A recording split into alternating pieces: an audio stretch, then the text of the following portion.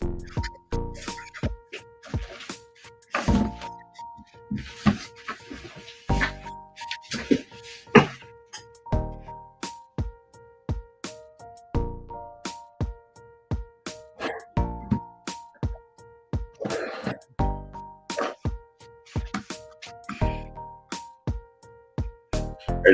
hello, hello, hello. Good morning, good morning, good afternoon, good evening. Wherever you are joining me, this is another Friday night. Welcome to Friday Night Football Club, your favorite show every Friday. The show that for me is actually what to deliver. Thank you guys for joining. Share the video, share the video. Anywhere you actually were joining, share the video, share the video. Let me know where you're joining from. Let me know where you're joining from. Let me know where you're joining from. Today, it's going to be very good. I promise you. There's loads of news, discussion, and everything. So, this is going to be very interesting. Share the video, share it with your friend, like the video as you join, and also tap on the dollar sign there. I promise to I promise to make the membership ready, but don't worry. But in like before the before 15, we should be able to make the membership ready so we can get some exclusive what content too for our members on the channel. So just make it actually what I promise to do that. It's just been like slightly busy. That's the reason why that one is not ready. But I promise you, you need to go to the World Cup qualifier. We'll be dropping some exclusive content, and I will make it actually available to those are members of the channel. Guys, like the video as you join in, and if you think that we are worthy of your support, you think that you want to support us, there's no crime in that. Just click on that dollar sign there. Any amount you want to drop for us, is we appreciate that. So let me just shout out to Kelvin Marvin from Dubai. Well done. Thank you for joining. John Wene, thank you for joining. That's my man from Scotland. Thank you for joining. Chatman, I don't know this one, but thank you for joining. And also, Mozogmadi, that's my brother from Canada. Thank you for joining. JB Emovon from Italy. I also thank you for Ashley Water for joining. Thank you, John Jones, for joining. So, guys, there's a lot of things to talk about today. So I want to get I won't say small news actually. The news, like I always tell you, I like to start from the home front. So, the 20 World Cup qualifier for women, the 20 World Cup qualifier will start in September. And the new coach of the team actually Moses Adoui actually released 20 how many lists? I think there are 27 women lists to actually to play the qualifier. So just go through the list quickly. They actually goalkeeper Godstein, Elisha, Fatima Okolo of Rivers Angels, Siva Eshufu of Baisa Queens, Stella Emperor of Adamawa Queens. There's also Oluchi Ochegbelem of Nasarawa Amazon. So I know that a lot of people guys will know this name.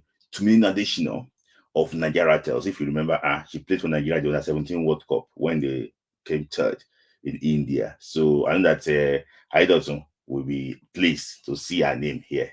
Tumini Additional. And also Flash Ade Gbemile of Edo Queens. His former player. Sandra Nwebi of Rivers Angels. Marlene Edem, Nasarawa Amazon. Vivian Ekezi, Abia Angels. Esther Desoji, Nasarawa Amazons. Priska Nwachukwu, Imo Strikers. Moturayo Yusuf, FC Robo.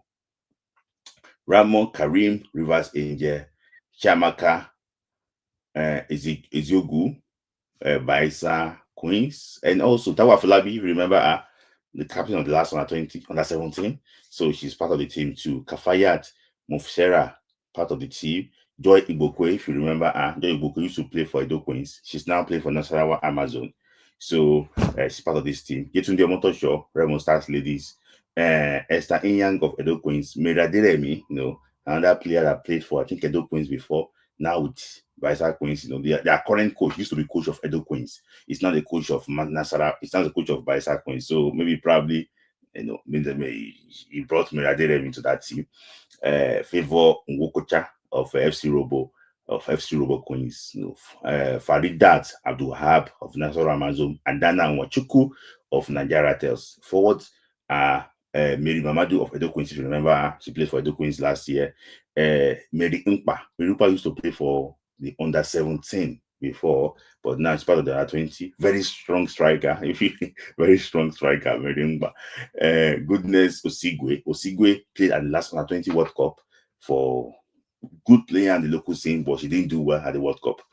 Delight Isaac of Bayelsa Queens, Esther Moses too of Edo Queens, part of the Edo Queens contingent, Grace Saliu of Nigeria Test, Dorothy Eshiet of Abia Angels, Alaba Olabiyi of Bayelsa Queens, Tessie Ojivu of Nasarawa Amazon, Precious Oscar of Bayelsa Queens, and Daniela Fagbinro of Raymond Stars. So, like, it's a well-balanced team. I wish the coach the very best of luck. One of the best coach in Nigeria. I have to be honest with you. Very good guy and humble to the core. I wish the girls best of luck. They'll be playing Rwanda, both home and away. I think the first leg is going to be in Kigali at the Amaro Stadium. At the Amaro Stadium, then the second leg is going to be played in Ibadan, Oyo State, Nigeria. So I wish them the very best of luck. I'll be monitoring their progress and also give you updates, about the games. So let's move on quickly. So, and still talking about female too, the news came out today that the reward, if you, it's not that news to you guys that the president of Nigeria, Asiwaju Bola Ahmed Tinubu, promised to give the Falcons $100,000 equivalent in naira, but they said that they have already collected the account of the players, so they are not paying their amount through the NFF. They are paying their amount directly to the players, They are paying the money directly to the players. In fact, even the MBBFs too, the basketball, the digress, they're also paying that money directly to the players. I don't know the reason why they are paying directly to the to the players, but your guess is as good as mine, So that is actually what a good thing. I also hope that any promises, are actually what coming. I hope that the NFF, the the campaign that is to the players too, so that a snake will not swallow the money. That is that on this. So another still talking about female, Coach Austin Madugu, Justin Madugu, the current coach that actually on the Super Falcons, that would won the AFCON. She's been nominated as the best coach of the year, 61-year-old Nigerian from Adamawa State. They gave him because his team actually won the WAFCON. That's the reason why they can't give this the runner up. But can they win it? I can't say. But congratulations to the team and Coach Osimhen go. So, and also this one too, Justin Chiamaka Nnadozie, also part of the best goalkeepers in the world. For me, I think she deserves this award. But if you see like a Champions League, this Anna Hampton, I think she's a goalkeeper for Chelsea, if I'm not mistaken. She won the Euros. Chelsea also did well in domestic. She got like a similar profile to Chiamaka Nnadozie. So I just think that I think it's going to be between Chiamaka Nnadozie and Anna Hampton. That's what I think. It's going to be between the two of them. Who do you think is going to win? I don't know. But I hope that Chiamaka Nnadozie can actually win this award, and I hope that at least for us to have a Ballon d'Or winner, it's going to be remarkable, and I would like us to do that. Congratulations to Chiamaka Nnadozie for that nomination. So yeah, so that is that. So let's just quickly talk about the Ballon d'Or. You can see clearly here, this is the women Ballon d'Or. There's two players from Africa, Dwaminga, and also I think Barbara Banda. But my problem is, let me just ask you guys this question: who do you think is the closest to win? That can be part of this, because there's no Super Falcons player here. Who do you think, got a chance in the nearest future to be part of this Ballon d'Or list? Women Ballon d'Or. Who do you think got that chance, to be part of this award? Who do you think can make it out of our Super Falcons player? Who do you think got that potential to be part of this women Ballon d'Or nominee? For example, now you only go about got Tenwa, Chwawinga, and Barbara Banda, only two from Africa. Among the Super Falcons, who do you think? Okay, I saw it say Esther Koronko, Echegini, Shamaka, Koronko, Nandoze. So okay, for me, I think Esther Okoronko got that potential, to be big players, but she's already 28. That is my major problem. I think Echegini too can also do well. She's got eight on her side. Yeah, I think two of them. Ajibade too can also be part of them. Chiamaka, you know, can also make it too. But I just think that you know, and they need to show me, maybe probably Esther in the next tournament, she needs to actually show that she can actually deliver the big stage. So I hope that we can have this thing. We can have our players here too. So this is the Ballon d'Or for men. There is no Nigerian there, but you guys know that Africans will be present here. Cyril Gerasi of Guinea, present here. Ashraf Hakimi of Morocco, present here. You expect that Mo Salah should be here. Mohamed Salah is here, present. And yeah, three Africans, on this list. And if I'm not mistaken, the three Africans on this list, one of them will be African Player of the Year. Let's be honest. We're not going to retain the African Player of the Year in Nigeria. So one of the three guys on the list here will be the African Player of the Year. Who do you think? So there's no Nigerian player here again. For me, I think we were there last year at the Lukman. 2 years ago, Victor Osimhen. So I'm not sad about that. But who do you think is the next person to also make the Ballon d'Or shortlist? Who do you think, out of the current Super Eagles, the next player to make the Ballon d'Or shortlist? Who do you think? Who do you think? Who do you think have the potential to make it again, apart from Lukman and Osimhen? Who do you think? Who do you think?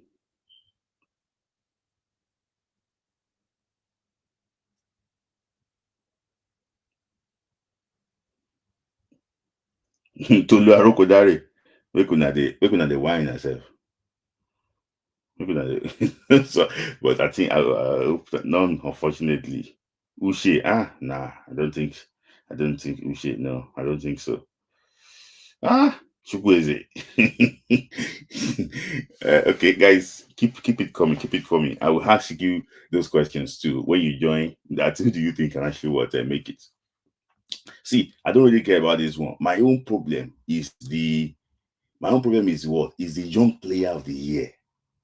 Is the young player of the year. Me, I don't care about is the young player of the year. This young player of the year, like players of under 21. There's no Nigerian player. There's no Nigerian player here again. There's no, for both women and men, there's no Nigerian player there again. Let me ask you for men. The under 21 player, who do you think got a better chance of making this award? Who do you think? A Nigerian player that got a better chance of making this award for men. Who do you suggest? Can you suggest in the comment? Let me actually hear that one later. So, because you can see there's no even African there. The only closest player as African is actually what? Ayoub Boudadi. I think he plays for France. He's not playing for Morocco. Ebenezer Akesomiro is not under 21 again. I'm sorry. Ebenezer Akesomiro is not under 21. He's older now. He's older. Somebody said that Rio Ngoma. Rio Ngoma is not a Nigerian currently. I'm sorry about that. He's not a Nigerian. He's not a Nigerian currently. Benjamin Fredericks, if his chance is not to play more, it's not. I don't think Benjamin Fredericks is. I don't think so. I like him a lot, but I don't think so. Barobo, Ibrahim Umar, maybe Frederick. Bamayi, okay, Bamayi. That's a very good answer. O2 Efion. So women player, so Michelle Agiman, who is I don't know. But guys, I will ask you the questions, but when we actually get to the discussion section. So Tariq Dog is not a Nigerian. So let's quickly move on from Ballon d'Or issue. So Move on to the men's national team now. So CAF actually ranked clubs in Africa from 1 to 75. CAF ranked club in Africa from 1 to 75. The best club in Africa is Al Ahly Football Club. Is the best club in Africa. Second is Sundance. Third is Esperance de Tunis. Fourth is RS Berkane. Five is Simba of Tanzania. So the best Nigerian club, according to CAF, is Rivers United, 24th. Rivers United, 24th. Then Enyimba is what? 35. Imagine, how are the mighty falling? Enyimba is 35. In Africa. 35. In Africa. Oh, wow. So that's actually what club ranking. I don't know the reason how they rank these clubs. I don't know the parameters they are used to rank these clubs, but I just think that you can't argue that Al Ahly is the best club in Africa. You can show anybody can actually argue about that. So let's also move on. So that's the ranking for clubs in Africa, guys. The dollar sign there. Click on the dollar sign. Like the video. If you don't have the money to buy the badge, buy the super chat, just like the video. So let me go on the channel. The team that played against Senegal, after the game against Senegal, I think I've been here. For me, I was so disappointed. with the team that played against Senegal. So it started with Mustafa Lawa, Ibrahim, Sadiq Ismail, Nduka Junior, Lina Gigenge, Taiwo Abdurraif, Jarad Malik, Tuchuku, Olomilekon, Adedayo, Kudus Akoni, Ijoma of Abia, and also Siki Ralimi of Raymond Star. See, I look at this team like this is the best players we have in Nigerian Premier League. I don't think anybody can argue. Maybe one or two players, but 80% Eric Shell got this team right. 80% he got this team right. This is the best we can present. Because I've been hearing some argument that maybe probably with this our best player, this is the best we can present. And with the performance against Senegal, it's a big show of shame. It's a big show of shame. That means that we don't have the talent back home again. Let's be honest. So we don't have the talent back home again. One, we don't have a strong league. Secondly, we also don't have a strong youth system. So if we don't change anything in our football now, I can tell you that we will struggle to qualify for AFCONs. We will struggle to qualify for AFCON. Is so sad. It's so sad. It's so sad. So I hope that Eric Sheck can remotivate the boys. They play against Sudan. Sudan is going to be very difficult for them. So because they lose against Tunisia, if they lost the game against Sudan, I think probably they'll be coming home. So for me, disappointed, and I hope that at least they can just it's not go there and embarrass Nigeria. So that is it. So somebody said we can't struggle to qualify for AFCON. Yes, because we have that problem players. That's the reason. That's our saving grace. So we'll talk about the channel later. Actually what when I bring a lot of people actually work on. So let's move on to transfer. So I don't know. I don't want to take this story, but let's look at Chukwueze. Moved to Burnley. Burnley is a newly promoted Premier League side. He moved to Burnley for about 25 million pounds, to Burnley from Chelsea. I don't know how Chelsea is selling players, but one thing or the other, they are making money. So, I spoke to those very close to him. He's not keen on play for Nigeria, but I've never seen France call up a Burnley player. So I won't be surprised that we start, trying to change his nationality, trying to actually lean towards playing for Nigeria, because that's why I just try and pick this story. So he's playing for Burnley. If he performs well in the Premier League, I think he's a young player. He's a player that can still play for Nigeria for so many years. So if he can perform better, if he can perform very well in the Premier League, I think Eric can also consider him. For me, I don't see any way he's going to make the French national team. So don't be surprised to see him very soon playing for Nigeria Super Eagles. So that is Leslie Ugochukwu. So this is actually what transfer. It's already here we go. So Nigeria midfielder Wilfred Ndidi joined Besiktas in Turkey. So I don't know how to feel about this transfer. One thing I spoke to some people said that he didn't want to play Division Two football. He doesn't want to play the Championship. So I think it makes sense. But is Turkish league the most competitive league? I don't know about that. Maybe the offers not really actually what come. But that is just that for you. We have two of our best players now in Turkey. Victor Osimhen and Wilfred Ndidi. If you remember this player very well, it was someone that was highly tipped to even play for Barcelona, to be the best player, like ranked alongside Sunday Olise, Mikel Obi. But, for me, I think playing in Turkey now, maybe from Turkey to Saudi Arabia, I don't see, way back for him to the big clubs in Europe. But I wish him the very best of luck. A very good player in his own right, served Nigeria well. And I wish him the best of luck. Besiktas is the third best team in Turkish league. I think he'll be playing in the Europa Conference League. I wish him luck. At least he's going to be playing with Tammy Abraham and also Felix Dokai in Besiktas. So another player is Victor Olatunji. You guys know him. He played in the Champions League last year. He was the one that was trying to post memes to, like Victor Boniface. Scored assist in one single game in the Champions League, and now he's taking his football to Trump's land, to USA. So he's going to play for Real Salt Lake in the USA. So I wish him luck too.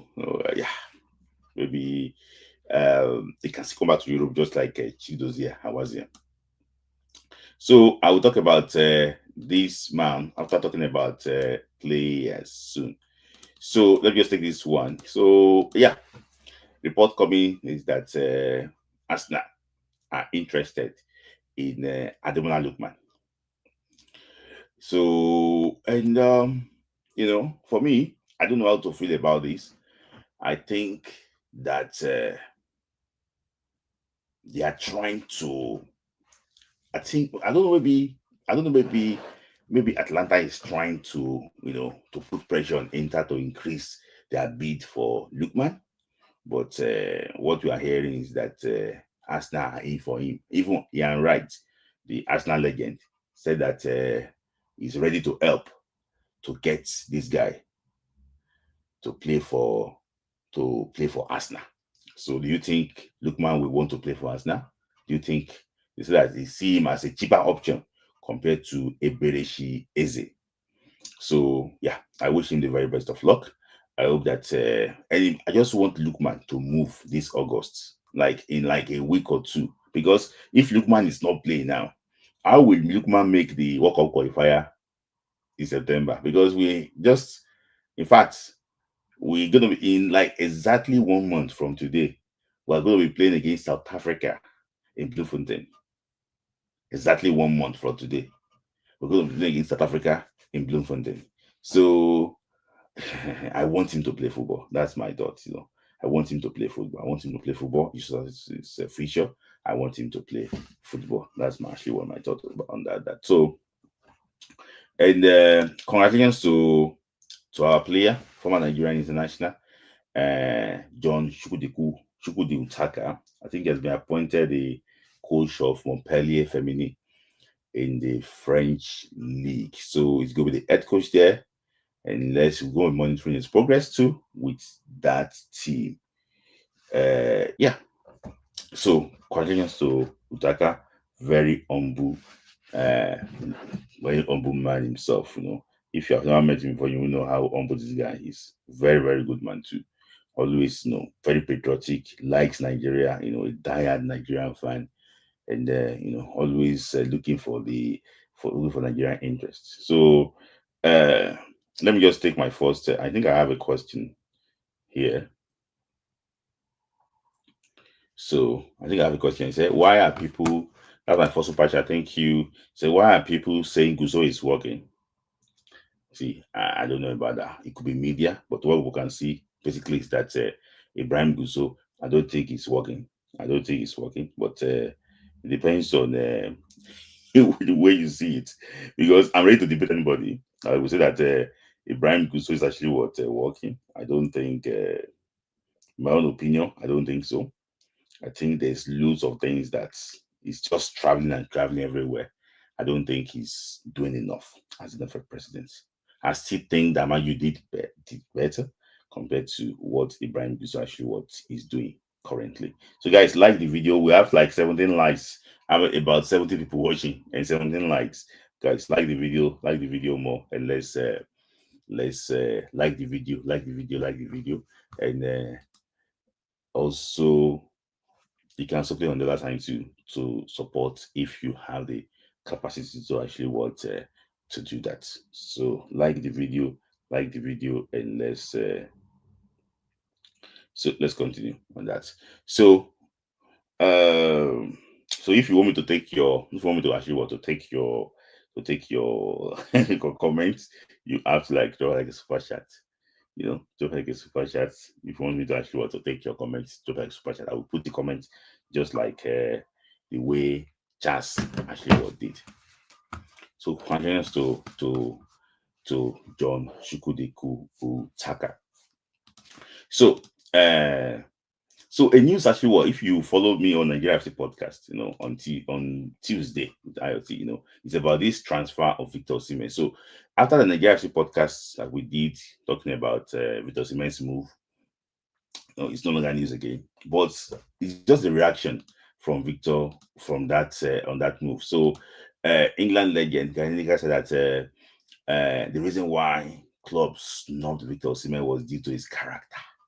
That some people told him that, okay, I think he asked a question that guys, why are you looking at Victor Osimhen? Because it's so strange that Victor Osimhen wasn't considered by the big boys in Europe. She said some people said, oh, there could be issues of character with that. And our legend too, Sunday Lucy also mentioned something similar about the issues of what? Of character. Okay. My issue is this, and I'm going to address it this way.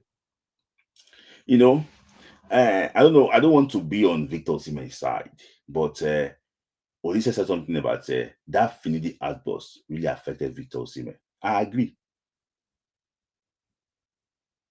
I think Victor should have addressed that issue better, in a better way. But sometimes I also don't blame Victor. But just because the level of Victor is like the current African player of the year. Everybody will want to know exactly what is happening in his life. So see, if you attain this level, your life doesn't become private again. People must know what is happening to you. So when you feel someone, they can read things to it. It's just sad. But clubs making this excuse. I can tell you that I think it's more. There's more to it than for you to say that it's basically about what? About character. And you can see there's more. There's something more to that, because if you really want a player, I think that you will go for that player no matter how it is. For example, now when Luis Suarez, just give that example. I'm not going to spend time on this. When Luis Suarez left, when Luis Suarez had issues, I think he had issues during the Euros. I think he beat Cellini. He had issues, and I think that they have to like enroll Luis Suarez. Like they have to take him through some classes and things like that, just to be able to manage, to be able to compose himself on the pitch and manage himself in a better way. If you really want a player, you want to get a player, I don't think in this life there is no player you cannot manage. You have to design a way to manage that particular player. For example, now, uh, this guy, the guy that went to Napoli, Kevin De Bruyne, is a very moody player. He's a very, very moody. He's not always doesn't want to talk. He's always very moody. But when he got to Man City, they looked for a way to get him. They looked for a way to lift him up. They looked for a way to get him. So I just think that if it's like this, you know, I think it's just an excuse of not wanting to assure to buy that player. And to talk about he goes missing too, I also think that what they were making reference, I think, was when he got injured and it took some time, maybe probably in Lagos before he returned to Italy. I think they sorted that issue out already. I don't know the reason why after 3 years or 3.5 years, he's talking about that same issue. So, but for me, I just want Victor Osimhen to see this thing and forget it. Focus on what you want to do in Turkey. Prove them wrong, and also what deliver. In my own opinion, I believe that this is not the final destination of Victor Osimhen. I believe that there is still greater things for him to actually for him to do. See, I don't want to go into what happened between him and Finidi that led to Victor Osimhen's outburst. I've already explained that before, but I can tell you that that thing that happened, that Finidi did to him, is so sad in a way that any of you here will react the way Victor reacted. But that is that on Victor Osimhen. I wish him the very best of luck. He's one of my favorite Super Eagles player, and I'll continue to support him. I have a super chat here quickly from Bukola Osimhen. That's, I think, the first time. The reality of it is our football is only going to survive with foreign groomed players for the next 10 years. I appreciate your context. Thank you, Bukola. And this Bukola, you're correct, because I want to discuss this issue extensively. See, there's no player anywhere coming. People have complained that, okay, we don't have Okocha again. When is the next Okocha? When the next Kanu? My brother, where is the next Ndidi coming from? Where is the next Ndidi coming from? Where is the next? No, I'm not talking about Mikel. Where is the next Wilfred Ndidi coming from? Where is the next Ndidi coming from? Where is the next Chukwueze coming from? I'm not talking about proper players, elite players, I'm not talking about Kanu and Okosha. I'm not talking about those ones now. Where is the next Chukwueze coming from? Where is the next Taye Taiwo coming from? We don't have them. What Bukola Osimhen is talking about is true. See, I expect that the AFCON in 2027, the AFCON in 2027, go and write it down.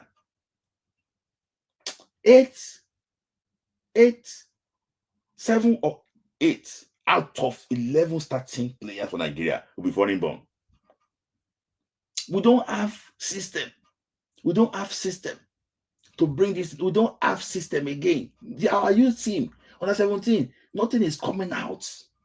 Thank you. Where is the next Efe Ambrose coming from? Where is the next Efe Ambrose coming from?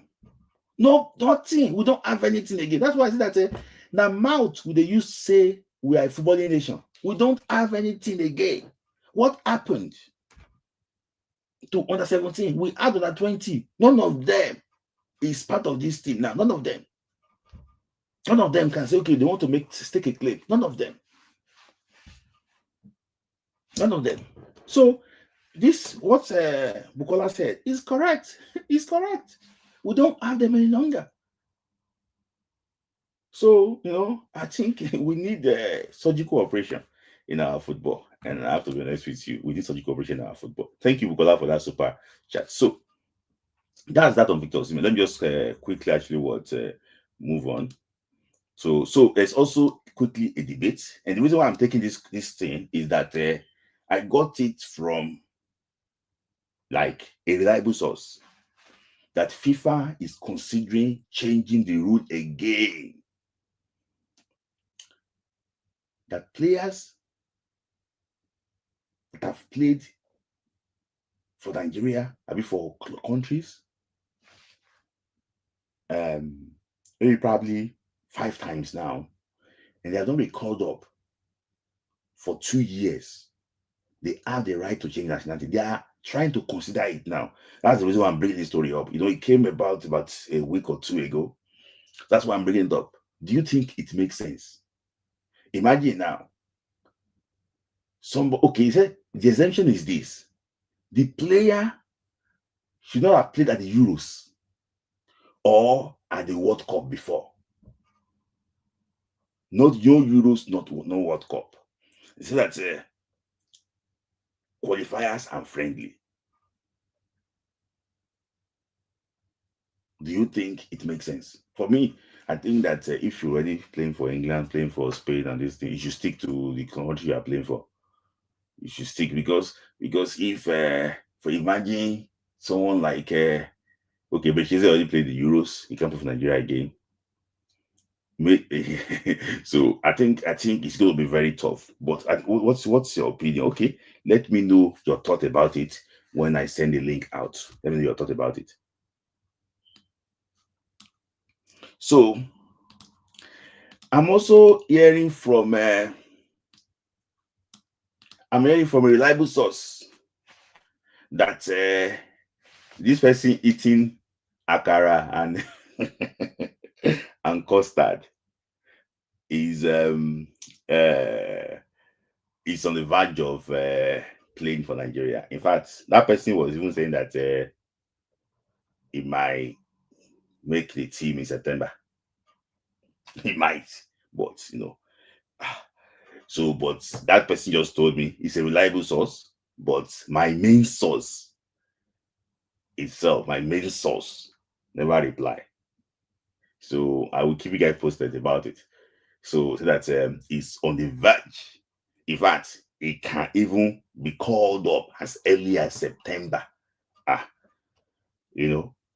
which I think that means that Ombo's prophecy came to pass. So I won't comment more about it, but that person was like, because he put it out because the person that said this thing was with him for so like for 2 or 3 days when he was in Nigeria. So that's why I say reliable. But somebody that they in charge of all these things, I didn't have time to talk to that person, the higher authority. That's why I cannot confirm it for you guys. So, but it's a reliable source that this guy already changed his nationality to play for Nigeria. It's from a reliable source. It doesn't need, guys, don't just let me know. It doesn't need what? FIFA clearance. It doesn't need any clearance. It just need letter from the English FA that he didn't play any game that is there's no it's not cap tied to England at any level. So it's just like Felix Agu. And I told you guys before that Felix Agu is not cap tied to Germany. Tosin is not cap tied to England. So I wish him luck. If the story is true, I wish him actually what luck on that. And if he makes the World Cup qualifier, don't be surprised for you see him starting. If he didn't start Rwanda, you will see him starting against Lesotho. No, not Lesotho, against Africa.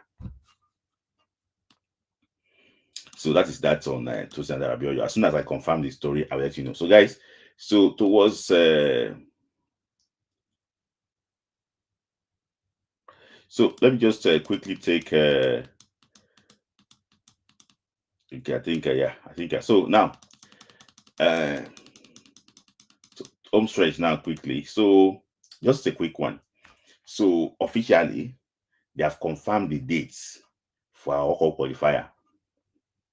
Nigeria will face Rwanda September 6 in Uyo. While Nigeria will face South Africa September 9 in Uyo. 3 days between them. Nigeria have to travel. Nigeria will finish the game on the 6th. Travel in the morning. 3 days between them. Nigeria have to travel. Nigeria will finish the game on the 6th. Travel in the morning. 3 days between them. Nigeria have to travel. Nigeria will finish the game on the 6th. Travel in the morning. 3 days between them. Nigeria have to travel. to South Africa on the 7th. Arrive South Africa, train on the 8th, and play on the 9th. And South Africa will be playing in Bloemfontein. The 2 games for them is going to be in Bloemfontein. This is really unfair. This is really, really unfair, in my own opinion. This is where we need leadership. The NFF should kick against this. I know that value jet, the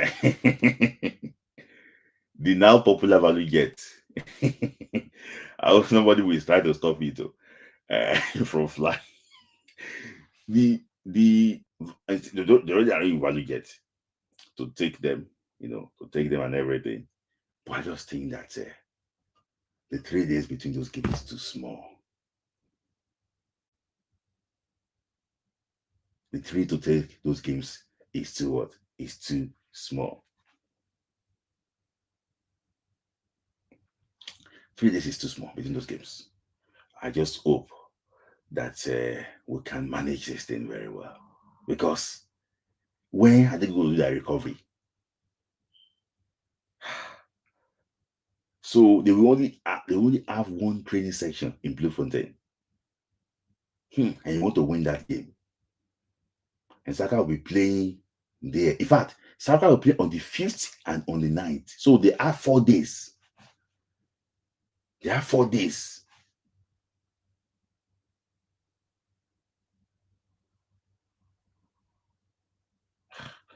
For me, I think they have to look into this. Instead of being in the office and jumping around, look at this point. It's really, really unfair. The same thing too. Rwanda will come to Nigeria.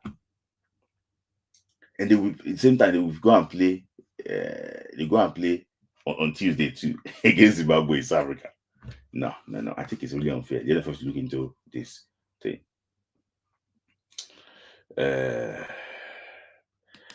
So now, and that story that actually was popular today was Genetro. So Genetro said that he's calling on FIFA. I remember I said that we can't just be discussing the 3 points here. You need to put pressure on FIFA. Nigerian media, they're not talking. That's my problem. We say we have media. Nobody is putting pressure. Nobody is putting things out. Why will FIFA delay this up to this moment? Why? But the public now, they're the one talking. Nobody is talking. No media is talking. All they do, no media is talking. So I'm calling on FIFA to make themselves actually clear on the point situation in our 2026 FIFA World Cup qualifying group. As Bafana use an ineligible player in the World Cup qualifier, which means that they must lose 3 points and 3 goals to the opponent of the said match, Lesotho. So I don't know why FIFA is taking so long. CAF already sent their recommendation. Why is FIFA taking so long? Everybody must talk about this thing. Put it, tag FIFA, put it out. We need to know. Nobody is talking about it again. That is my problem with Nigeria. See, that's why sometimes we cannot make changes in Nigeria. Everybody just get tired, just go to bed and everything. From let me tell you something. It's a big motivation for Nigeria. If they announce the point deduction before the qualifiers, it's a big motivation. That so we are in it, we can go and beat them. That's a big motivation. But this is what they are trying to stop. This is what they are trying to stop. It's a big motivation for Nigeria. But this is what they are trying to stop. So, if you have platform, all those people who have big platform, talk about this on a regular basis. Because at the end of the day, it's for all of us.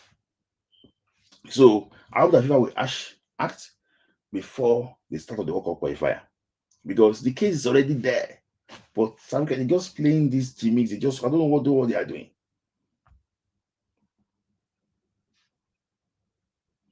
So they're just playing my game. Because if they remove the 3 points now, it's going to be time for South Africa. So it's going to be game on. So Nigeria will just need to beat South Africa. That is all. So they do that if you can beat South Africa, that is all. So I hope that they can do that one very useful.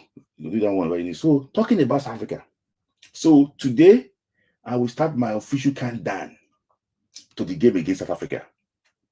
So, and I already worked on some few things about how South Africa plays and how I think that if Eric Chair gets it right, if Eric Chair did what he did for Mali against Africa during the AFCON, I can tell you that Nigeria will be qualified.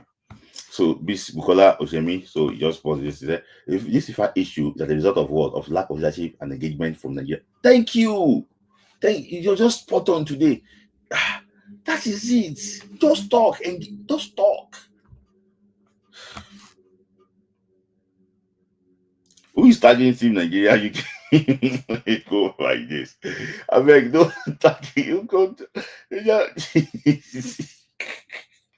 Don't allow me to laugh. Team Nigeria, UK. Where? For where? Thank you. You just make me laugh. So we're going to be saying this thing on a regular basis too. I think I'm going to talk to some people too to put this thing out so that by the end of the month we get them to announce this. So Lesotho is not talking. Zimbabwe is not talking. Can you see? The South Africa gives Zimbabwe where to play their games. Can you see? they give. So South Africa is doing the needful for them. So let me take super chat. £2 to super chat. So is FIFA on South African side or what is going on? I think so. I think so.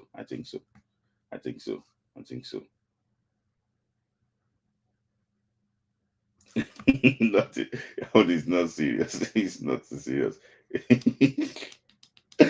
So I looked at thank you. I will have put your this thing now. There's a super chat there. Lesotho is what? It's Africa Team B. So I've looked at how South Africa plays. And I think that if Eric Chair could do what I recommend today, Nigeria will beat South Africa in Bloemfontein very well. Let me just tell you. So I'm going to focus on the attacking side of South Africa. How do you think they score their goals? They score their goals in different way. But I don't know why this system keep on, they kept using this system in Africa and it's working. So look at the first clip I'm going to show you here. So sorry, apologies. This was a World Cup qualifier against Zimbabwe. What I observe about South Africa is this. They don't want to possess the ball with you. One thing they like to do basically is that they attack with 4 players. And I will show you different things here. 4 players. So they get their defensive midfielder to lay that pass. They spread the attacking play. From there, they attack you. So look at the same thing approach against Zimbabwe too. You can see the approach too. So what they try to do is that they outnumber their opponents in your own half. They outnumber them. Can you see? 4 against 4 defensively. They have 4 against 4. And the reason why they were able to do these things successfully is because the teams that they played against don't put pressure on the ball in the midfield. So they allow Mokoena or Sitole a lot of time in that midfield to pick a pass. And when they pick that pass, 4 attacking 4 players, then your team is in trouble. So look at this. Guys, look at this thing now. This was the goal they scored against Against Benin Republic in the World Cup qualifier. The guy you see in this game, there was no Teboho Mokoena because that time we already flagged that Teboho Mokoena is not eligible to play. So they dropped him in this game. So that's why that place I put yellow there was no player there to actually even anchor the place. So instead, they use their defender to start passing the ball forward. You can see they attack with 4 players directly. And when they attack, they outnumber you in your own area. This is how they score their first goal, and that's how they won that game. That was the World Cup qualifier against Benin Republic. Similar one too. I'm going to come back to this one later. This was against Nigeria too. You can see the 4 players. This was against Nigeria in Uyo. The 4 players they attacked. It was now 4 against 2. 4 against Kevin Bassi and Benjamin Tiamino. So they look for a way to outnumber you. In this situation, they pressed Wilfred Ndidi and he took the ball away from him. So when he took the ball away from him, it was now 4 against 4. So I can tell you, that's why you see that when they are in their opposition box, they normally have different options to pass to. So the same thing too, you can see the 4 players also in Nigerian box. Sorry for that shape is a mess. Yes, so this was so sometimes too, when the judge realized that the South African teams are like tearing his defense apart, so I think he asked them to withdraw. So when they withdraw, there's going to be now gap for Mokoena to shoot. You can see Mokoena is the one on that ball there. He shoots the ball, Nwabili save that ball and also save from that rebounds too. So the same thing too, you can see the same approach too. They actually outnumber. So this was AFCON too. So this time, I think Jose Pacero asked Nigeria asked us to move backwards. So when they asked us to move backwards, we added Mokoena there had enough space to dictate the pace. So we were playing with 5 at the back. It was 3-4-3, but what's it called? Jose Pacero was asking them to go backwards. So it became 5. So they pressed us, and Mokoena had enough space to actually to operate. The 2 guys I circled there, that was Frank Onyeka and Wilfred Ndidi. They were not picking up. They did pick up actually Mokoena, and that was one of the things that actually lost the midfield battle. So, and this was against Morocco too. You can see. I'm going to just show you some few things about this Morocco game. This was against Morocco. That was Mokoena trying a shot from anywhere. Guys, against Africa, we cannot give them space to shoot. I'm not sure. Maybe Mokoena will play that game, but I can tell you that you must not give them space to shoot. So you can see again, and I told you how they attack. They attack with 4. Can you see? They attack with 4. They make sure they outnumber you. The 4 guys you see there, they attack with 4. So when they line up 4-4-2, no, they line up with 4-2-4 formation. So they outnumber. This was against Morocco. See, the reason why I picked this game against Morocco was that in this game against Morocco, they are the underdog. For them to play Morocco this way as the underdog, they would play any team this way. 4-2-4. For them to play Morocco this way, South Africa would play Nigeria this way. This way. They like to have numbers forward. So from there, they disturb you in the defense because you don't know who to mark. And you can see clearly here too, the same 4 players looking for you to actually attack Morocco. So when Morocco realized that they can't cope with the 4 players, they drop back slightly. So that gave Mokoena to actually attack. But some of you here, I might say that it's good to have a good manager. I don't like when a manager goes to halftime, change the tactics. No. When things is not actually working, when things are not actually working in the first half, change it. Because during halftime, it might be too late.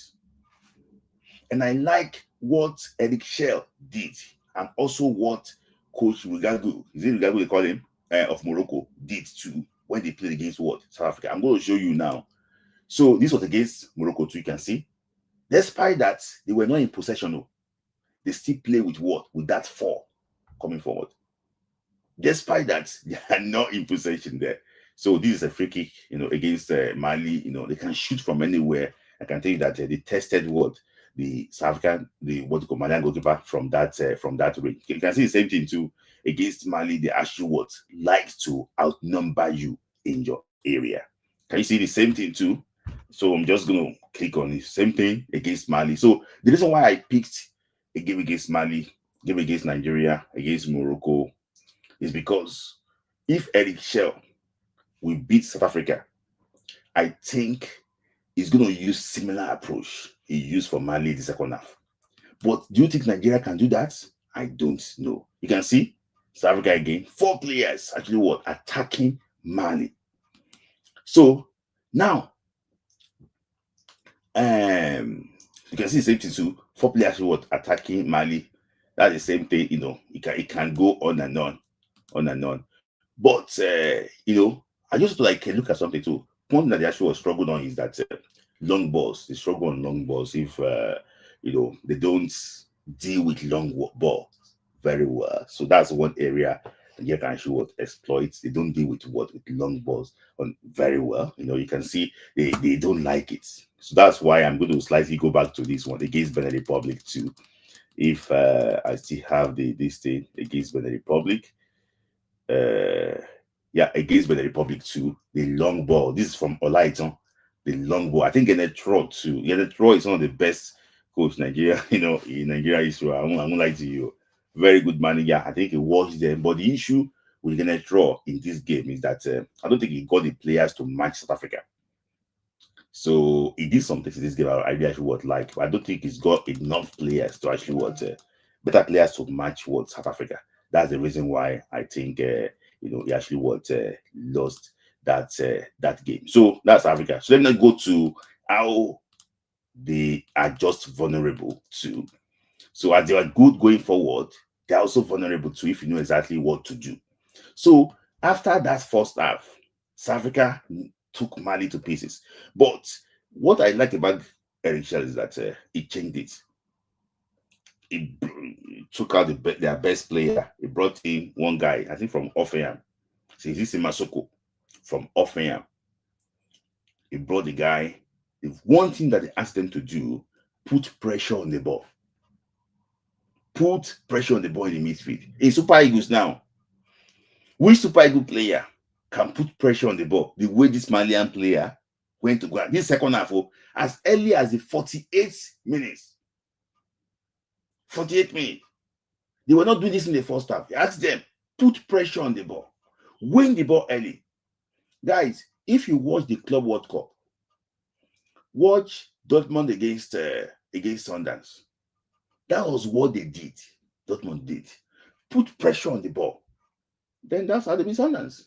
That's the best. See, there's nothing. They will not do anything different from what I'm saying today. Put pressure on the ball in the midfield. Don't allow them to pass to the 4 players at the half up front. So if you don't allow them to pass, they will be shot at the back. So that was what happened to it. At the end of 48 minutes, you can see. Can you see? They won the ball. That was and that was Mali's what's it now? That was Mali's first goal. No, that was their first opportunity. Big opportunity. Can you see? Just put pressure on the ball. So it's from the pressure on this ball that led to this opportunity. That is it. Coaching is not a scientific theory. When you put it straight away like this, when we see it, put pressure on the ball. If you put pressure on the ball, when you tell it, attack them. That is it. Attack them. And that's what they did. You can see all of them, they are all over the place. So the same thing too. You can see Mali put pressure on the ball. They won the ball straight away again. They attacked towards South Africa.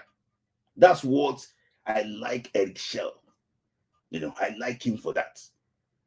When you change things tactically, we see it. It's not as if you say, we change things, but things did not work out well. No. When you change things, we see it. We see it straight away. You can see, pressure on the ball straight away. They've already scored. Mali have scored. Pressure on the ball. The others have got to play out. They got the pressure. They got the ball again. They attacked what? They attacked South Africa. That was how they beat South Africa in that game. Just don't allow Mokwena to play. Put pressure on him. Win the ball early and attack them.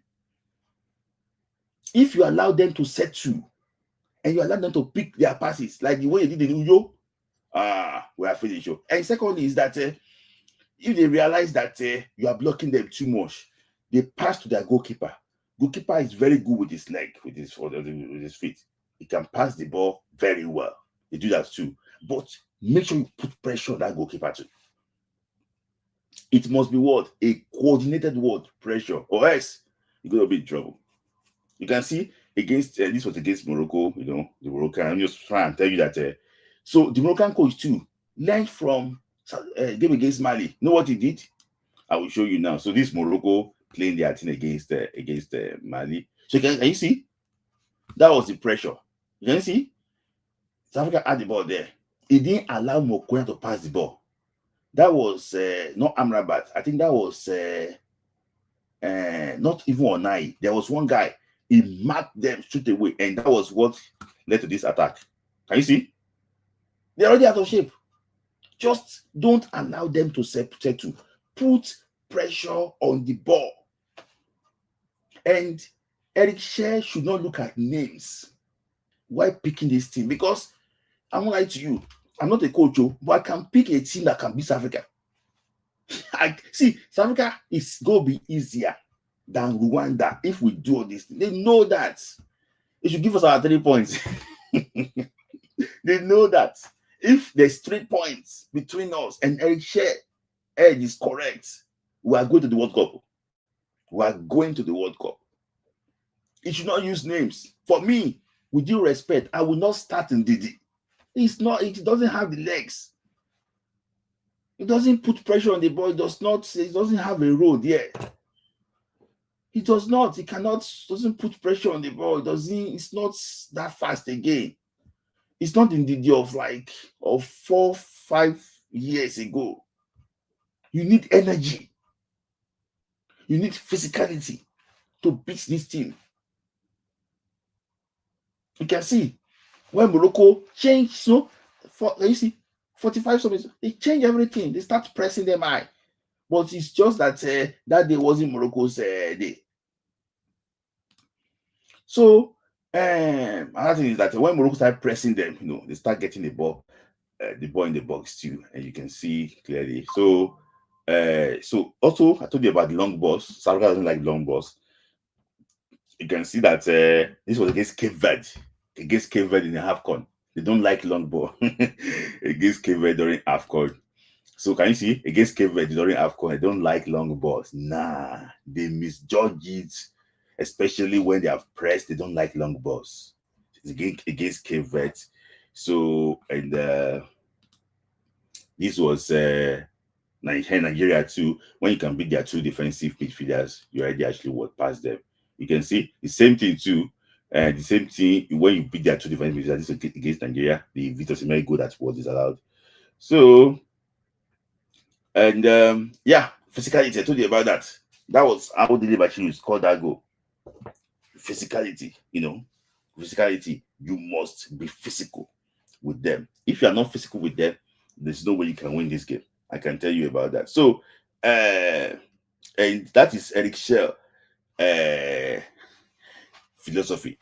That's actually what Eric Shea philosophy. Mm-hmm.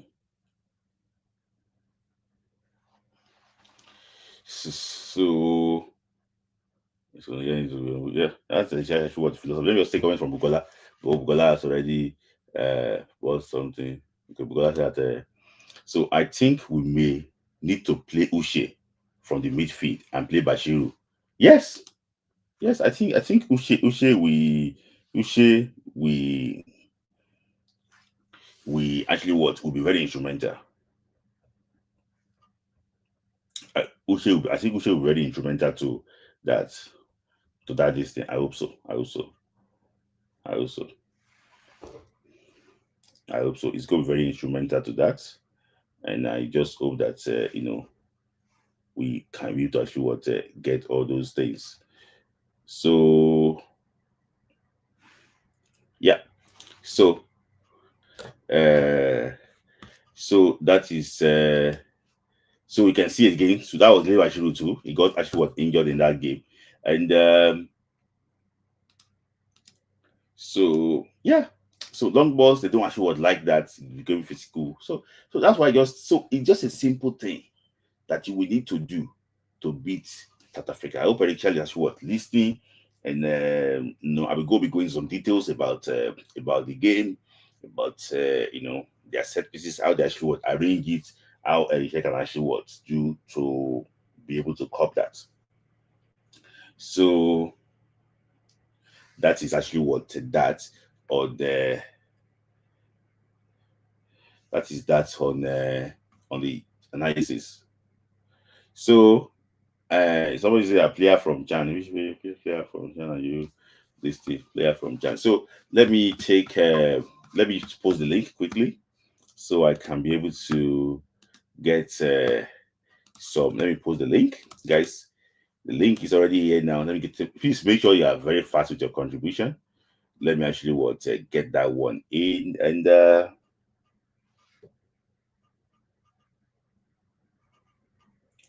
so oh thank you. How is my Facebook not working? Error code. One player I can add the sign is maybe secure. This is just the secure alibi. So thank you. Connect to God. Thank you. So I hope we qualify. Yes, I also hope we qualify too. I hope we qualify for the World Cup. I've been preaching that, and I hope that connect to God. You are with me on this. I hope we qualify, guys. Make sure you are very fast with your contribution. Let me just take Bukola already contributed already this day. So thank you, connect to God. So Bukola said that at least this where our administrators this to engage influencers to bombard the Twitter space. Yes. Instead, they are criticizing Eric Shell. They should bombard Twitter space and let us see maybe FIFA we still be behaving anyhow. So chats 2 with super sticker. Thank you. There's no question. Accompany this one with chats, but I think you asked one before. He said the only player you can shoot what add the secure limit. I can't even add secret enemy. I'm not lie to you. Secret enemy, I cannot run again. I cannot add secret enemy anything. No player a chance deserve to be part of this team. That is my own take. No, none of them deserve to be part of this team. So I'm going to just take quick one. So I have to talk about actually what waiting here. Quickly, let me have to take Tim Tokwe. Then Tim Tokwe is very fast. I hope he's going very fast today too. So he's good at it's okay, Steve just has to good at pressing. Tim Tokwe very fast. Who is adding me? So Tim Tokwe, thank you for your time again today. Let me thank you. I will not be fast too. I will not be fast. I will not be fast at all. I will not be fast. Okay. First of all, let me answer your question about the player. Number one, see, that is that Nigerian best player after the country now. Mm-hmm. Our league football is dead. Mm-hmm. And if I'm not doing about it. Mm-hmm. Last step that do better was this Galadima. No, Megari. Megari, yes. That 2013 under 17 squad. Yeah. No, that build that under 17 under 13 team. So that 2013, that one that brought in player like Idina and Co. Mm-hmm. That thing happened 2015 to 16. That time, under 17 our youth team was very, very poor. Mm-hmm. This Gusoma, he just a Jamboima, traveling about the country. Mm.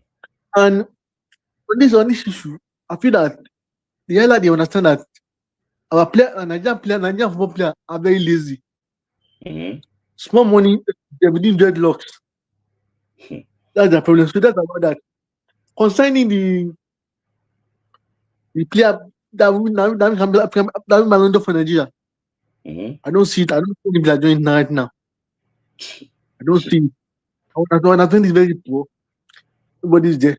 Now talking about the game on the 9th of September. I mean that Nigerian Football Federation don't understand populists at all. And they're TV on it. Why should I allow this man to go to Tanzania? This Shell. Why? That big man now. Don't finish on the 31st of this month, right? My last month on the 6th. When I don't come, let's go to the team list for the match.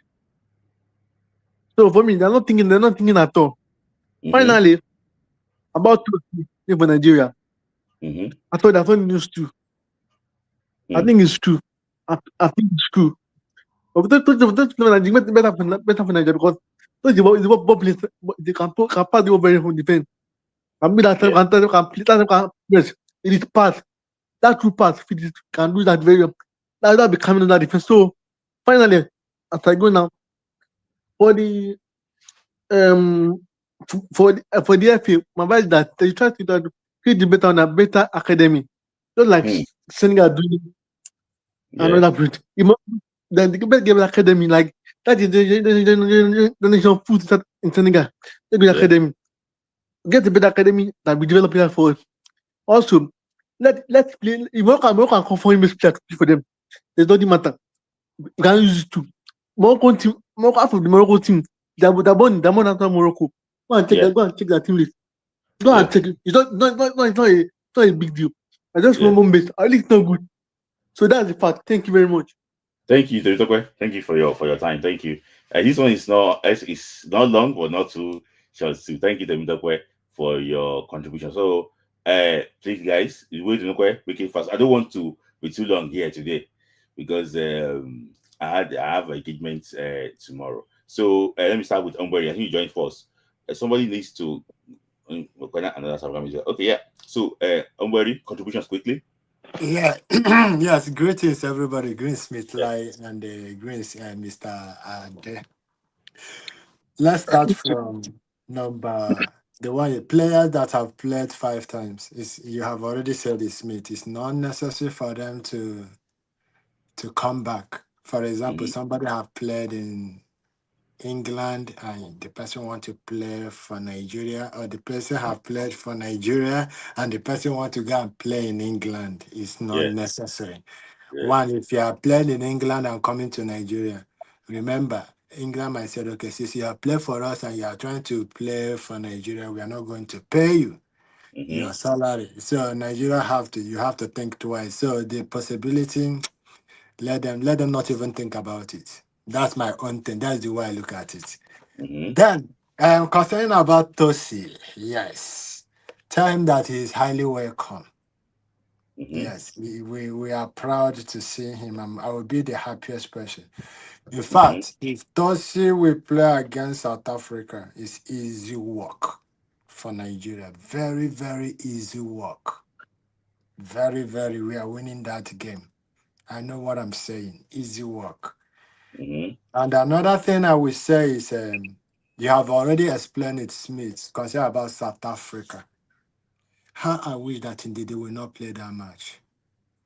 How I wish that Frank Onyeka will not play that match. How I wish that Onyedika will not play that match. These 3 people that I called, that is where the mistake will come. If Onyedika will mark, and Frank will mark, and Ndidi will mark, let them play. If they will not mark, do not put them. And how I wish that, I don't care whoever the way you see it, how I wish that Coach Eric Chill will bring Akisamiro for me. I don't care anything anybody say. Put him. I want to see that guy. Whether they want it or not, if it is called discipline, we need players that are disciplined. If you tell them to do this, they will do it. I think he have learned a lot. I think he has improved himself enough to move. How I wish they would put him. He is somebody that is very slow and steady. He doesn't want to show. But to give him a job, he would do it. And how I wish that Leslie Ugochukwu will make up his mind and play for Nigeria. There's something he has nobody have in that Super Eagles. Yeah. That's the only thing I will say. And when are we playing the next CHAN? Nigeria is playing tomorrow, right? I don't even know. I'm not even following the app. On the 12th. Eh? On the 12th. Very, very poor organization. Yeah. 12. Oh my goodness. That should When have taken some people are playing 3 matches, but that's what after them we'll be playing our second match. Very Oh poor my organization. goodness. Oh my goodness. So That's the thing I will tell you. Okay. Thank you, Umberi, for your this thing. Okay, thank you. So, Iverson. Thank you very much for having me. Let me just start it from this. Before you go, sorry, before you continue, please. Thank you for your support. So let's say AU Super Sticker, and also we'll connect to God too. Thank you for your support. So I just want your turn. Thank you very much. I'll be brief. Concern about administrator, like even off camera, we have been talking about this. That West African football is going down the drain. Look at what happened at the last 17 qualifier. Amen, so they give West Africa. Look at the countries that have played 17 qualifiers. You see them? And I've been saying it since Coach Okraku, Ghana president, became the WAFU president and said, WAFU will die in natural death. Now, Saka is playing at home. We have 4 days rest. And people that are traveling, we only have 2 days rest. Who does that? When because they did not talk, WAFU did not say anything. When it happened, under 17, you think this FA chairman in West African football will talk? No, they're not going to talk. To me, I think they are rubber stamp. They're not going to talk. That's all of that. On the Ballon d'Or, I feel our guests can still make it, but unfortunately, for men, because you have young players, we don't have young players no more. Unfortunately, we cannot produce anyone. But I say, but I'm friends, this one, that. I will joke about me, bro. None of them. I'm sorry to say that. I'm sorry to dampen our spirit. None of them can make it for now. Then, CAF club ranking. That one eats me. Smith. I don't know the yardstick that CAF used, but nobody can tell me that you raise Rivers United ahead of Remo. And what that paid me, putting Simba. What has Remo done to be ahead of Remo? I look at it even in terms of organization and everything. No, achievements. Okay, when it comes to achievements, I give it to Rivers. But when it comes to achievements in Tanzania, go and ask everybody, it's Yanga. For them to have put him ahead of Yanga. No. Well, like I said, I don't know the yardstick they use. Who played in the final of the last Commonwealth Cup? Was it Simba? I think Yanga went more than Simba. Because Yanga went more. Simba played against RS Pekin, yes. Okay. And I think Yanga has been doing well better than Simba. Yes, so that's on that. Then on the players changing nationality, Smith, what we're saying is, I love the angle Omboenu came in from. That if you want to play for Nigeria, you should understand one thing. The goodies you receive from the country you are coming from, you might not get it in Nigeria. For me, I want everybody. To me, it's a good development. Let them come. That's the prodigal son, right? Mr. Ade, what if? Let him finish. Yeah, I wanted to ask. Let him also continue with it. Yeah, one more. What if, like Nathan Tella now plays 2 or 3 for Nigeria, he's not comfortable. He went to France to go and play for them. How will you feel? I don't care. Okay. It's a welcome development to me. It's a welcome development. Okay. You can welcome back. That's my own. I don't care. But what I'm going to say is this. We should make our football attractive. 90% of the Moroccans were born abroad. Make it attractive so that they will not put us as second choice. That I'll say on that. Make it attractive. And on Akiswamiro, for me, I will not want to start putting him under pressure. Let the young man get very well in full-time football, in Pisa. Don't put him under pressure. So that will not be like Basi, Duma and Co. You know what happened then, and other players too. So don't let us put him under pressure. Let him calm down. That's what I'll say about that. Thank you. But I don't say it on Osimhen. I wish him well, and I pray it should play well in the Champions League, win the league, play well in AFCON, play well to cover Nigeria for World Cup. Then he can achieve his dream goal. But I always say this: he should change his circle. That's what I'm going to say. Change his circle. But as player, no worry. For one that point is, I've been saying it. AFCON is a factor. No club want to have Osimhen. I want to miss him for 4 or 5 weeks of AFCON. No club wants to have a player like that. Because Osimhen is a very big factor of anything. So AFCON. But I'm telling you, like I said, that's not his edge what I do. He's still going to go far. That's all. I wish him well. It's just calm down, change his circle, and keep on doing what he's doing now. Because he has matured now, doesn't respond to many things now. I wish him well. Thank you. So thank you again, Remy Ali. Always actually was supporting every Friday. And thank you to God for your second chat. Thank you to God for that. So yeah, so thank you guys. I want today to be very fast. So Homeboy, thank you for your time, and also I just want to thank you for your time. So if you see anything that we are discussing that you want to trigger you again, you can still join back again. So thank you. You're welcome. So yeah. Thank you, Idolton, and thank you, Ombu Henry, for that. So I think I have another caller. That's my so Dr. Light, if you put super chats on your comments, I will actually put it up. But it's just that I don't want to be biased because I've been putting their comments up that those with super chat. I'm sorry about that. There's no membership in the channel currently. That's the reason why, I'm going to try and create a membership. I'm just forgetting all the time, I will try and do this promise. But apologies, I can't put your it's up to light. So comments make sense, but it's gonna be I'm biased if I put your comment on the screen and you do by super chat, So I don't want to be biased. But I have my very good friend here, Sean OP, actually joining. So yeah, maybe probably it's my last caller. Sean OP, what's going on? My brother. You just the fresh. So, what's any contribution from what do you have to say? I just joined. No vex. I just come back from work, so I just joined. Okay. But okay, I know that. Okay, we discussed different things and just where to comment. Is actually what we talked about the Ballon d'Or nominee. That we don't have. We had Victor Osimhen 2 years ago. We had Lukman last year. But there's nobody this year, which I think we understand. It's not as if anybody that already performed that justify. So, and I asked them this question that which player do you think is closest to make it, apart from Victor Osimhen or Lukman? No, nobody. No. And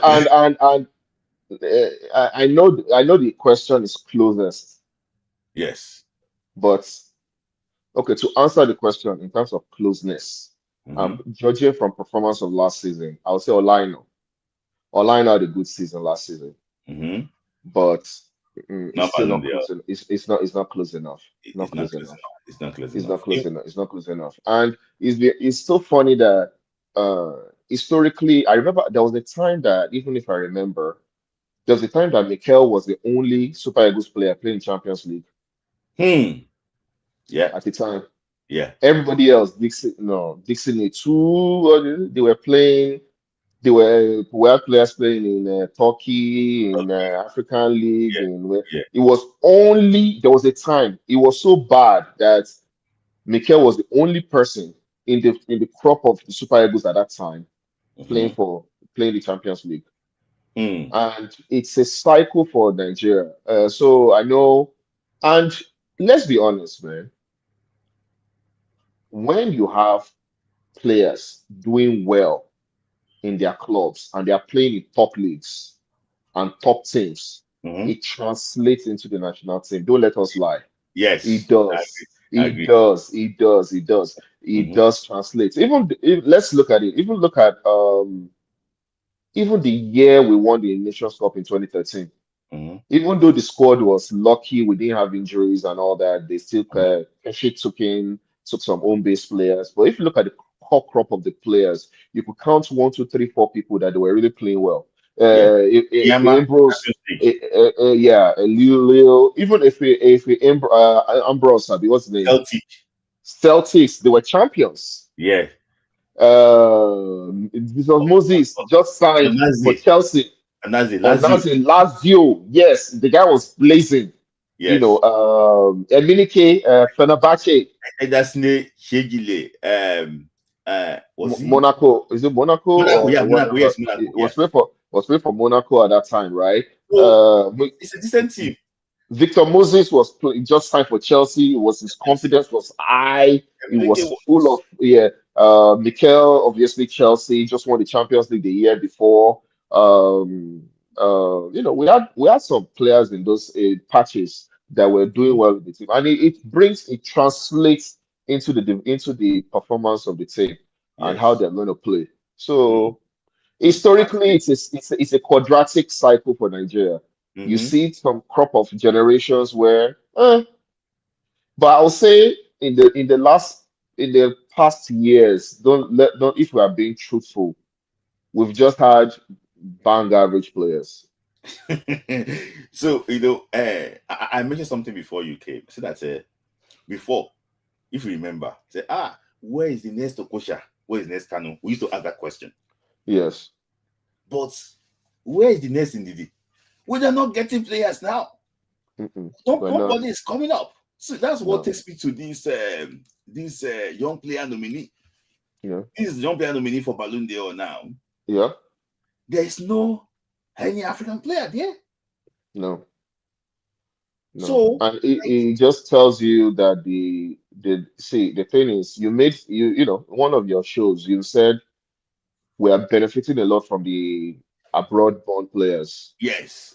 Back in the days, a lot of people will come from the local league, they'll make it abroad, and they'll still, people like John Utaka, Yes. that goal against Cameroon. Utaka Yes. went to Lille. He scored wonderful goals at with Lille, no, with Rennes or whatever. Yeah, Rennes against AC Milan. Yeah, yeah. It was in Lens, RC Lens. Yeah, RC Lens. Yeah. Champions League against AC Milan. He scored. Would you go by Song then? Remember? Yeah, yes, I remember. So and Song told Cameroon player, say this guy is on no, but he's very dangerous against them in 2004. 2004. Lovely goal. Yeah. Yes. So he was playing for Ismaili before. Yeah. Yes, I remember. Yes, I remember very well. So I think it's a worrying factor that the league is drying up in terms of quality being produced. It's drying. Look at the guys in that league. Look at the Chan guys. Those guys, they be like, I don't send. Especially we finished secondary school for 93. Ancestors. So they look old. Yes. They look old. They don't look fresh. I don't think any club want to sign them because they'll be like, well, this guy's I don't even know his age to start with. So the quality of the league is really bad. You see, players. There was a time that Kano from Iwanyao National went straight into Ajax starting 11. Kennedy George from Calabar Rovers or Wari, whatever he went to. You see Daniel Mokati for Ranchers Bees went to Anderlecht. You see players just going in. The quality of the league was super at that time. So as long as the league is dried up, well, we will suffer this, and we just have to rely on abroad-based players to help us. That's the problem. And you've mentioned these players because then we used to have the ones coming from abroad are the ones that they did not really like. They're not paying for us. But if I now look at it, it's like, for example, Lookman got nominated for Ballon d'Or last year. He finished 8th or so, was he? I don't know. No, it was Osimhen that finished 8th. Finished 8th. Okay, I think the man finished further than. Yes, further than that. Yeah. So that's crazy. That's great. And you remind me of Utaka. That's a typical example of product of the local league. Yes, it's a typical example of of the local league. When God bless his soul, we had players like Justin Christopher. I don't know if you know that. He went to the World Cup in 2002. Yes. So I remember the Eric Kejiofor of this world that played for Enyimba. And they made and even open at 1 area. He was playing for Enyimba before. He went to Sudan and he played for Nigeria too. Yes, he did. And that team, that Chan team, you cannot pick any single player. Isaac Xavier is now in Pyramid or something, Egypt or something like that. Yeah. Yeah. So Yeah, it's the league. Once the source is dried up, yeah, that's the problem. You have to Yeah. fix it. It's not that we don't have talents, Mm-hmm. but the structure is not just there. It needs to be fixed to let the talent thrive and I know that breed quality. you mentioned talent, Hmm. but Sean Obi, do we really have Yes, talent again? Do we have talent? For example, now, there's if you have raw material, yes. they will say, okay, you want to mine it and Mm-hmm. produce it and everything. But Mm-hmm. it's changing. Sometimes they say that, they don't want petrol with sulfur. They don't want this thing. Do you think that the raw material we have now, they are the ones that Europeans need? Because let me tell you something. I realized that a player will make, okay, today, I don't want to make example of this particular player, but I will say it. He played today against Chelsea. Boni Boni, Boni Boni, I don't want, and Boni Island. Just say Boni Island, Boni Island. and despite that, things didn't go according to plan. But when I looked at him play today, he's not flexible. It's not so. It's just like so rigid in that Alonso tactic. I don't see any pathway for him under this man. Maybe it's due to fitness. I don't know about that one. But I don't realize that the guy came. He didn't play the local league. He came from Academy in Nigeria and actually did it for himself. But just for like a year or two, and things actually happened. But let me now. I want to ask you this question. You mentioned about talent. Do you think these boys have the talent to make it? Most of the people you're talking about, Shonobi. Oh, so here's the analogy that I'm going to give for this your question, right? I look at it like a business, right? And you have a product that you want to release, right? Now that product will go through raw materials, will go through packaging, will go through different things, quality control, quality assurance, testing, everything, right? Marketing, different kind of things, right? Before it becomes a product. And when it becomes a product, there have to be things that you have to put in the minds of people to know that, hey, I have a product. Come and buy my products. So all this I just said right now is called value chain proposition. Everything that touches something before it becomes a final thing. Now, in the light of my analogy, right, we also need to remember that things change. So the product cannot be the product of 1980. You have to change with Yes, time. with time. So the thing is that we are still stuck to our old ways, right?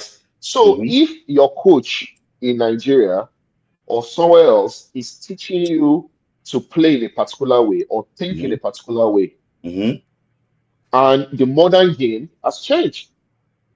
There was a time where Kelechi Iheanacho was a 4-4-2. He would just be the guy behind the striker and just make the true pass. But when they go to Europe, Papa no fit adapt because they don't need a 4-4. People don't play 4-4-2 anymore.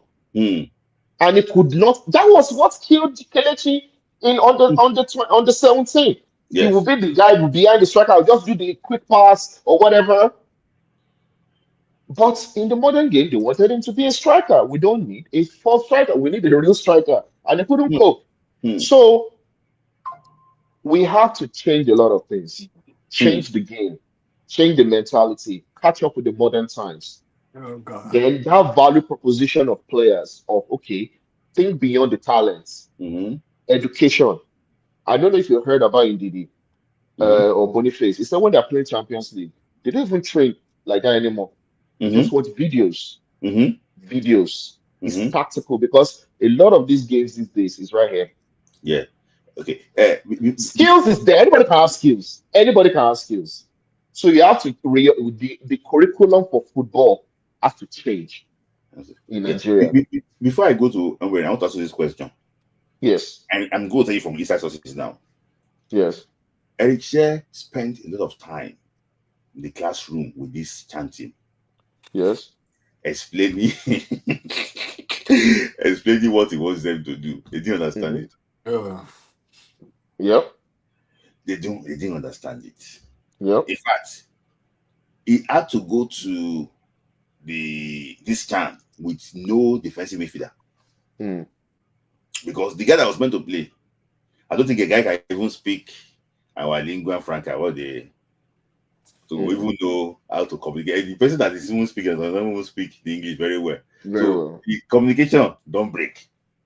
At least there will be an interpreter now that will tell them, see, this is what he's trying to say, yeah. But my issue basically is that why do you think that for a pro player, he had to explain this thing to them countless times before some of them could pick tiny of it? So you have to also question what are they used to, the foundation. So it's just like you bring someone that knows analog to come and learn digital stuff. It will struggle now. It will take time. Yeah. Some people's learning are different. Some people are fast learners, and I'm sure within that chancing, some people actually got this message. It can't be all of them. It will be a bulk, but maybe the bulk of them didn't get the message, right? So you have to still go back to the foundation. What were they? What are they teaching them? What are they learning? What are the coaches teaching them? Is it the same analog stuff that they're being taught? So again, it goes back to the reorientation, and they just change that curriculum of how coaches should update themselves. The federation should put in new policies in place. Look above their pockets and look at they call it the greater good. The greater good is look at what's going to benefit the society, come up with a plan, and work towards it, right? So if the foundation is destroyed, what can the footballer do? So that's it. So that's actually what well explained, because for me, my problem basically is that when I see, our players move in the early 90s to Europe and perform well, I think football then was close to amateur. Let's be honest ourselves. Cameroon went to the World Cup 1990 with amateur players. You can't try it now. We roast you.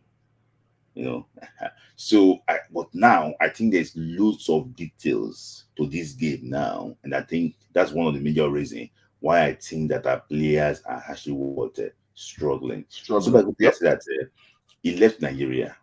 He had like good education. He won the 17 World Cup. But when he got to Europe, he had to unlearn what he learned to now learn their own thing. Unlearn everything that have been taken. Imagine they've been teaching this thing for the past 8 years, 9 years. You have to unlearn those things. Imagine.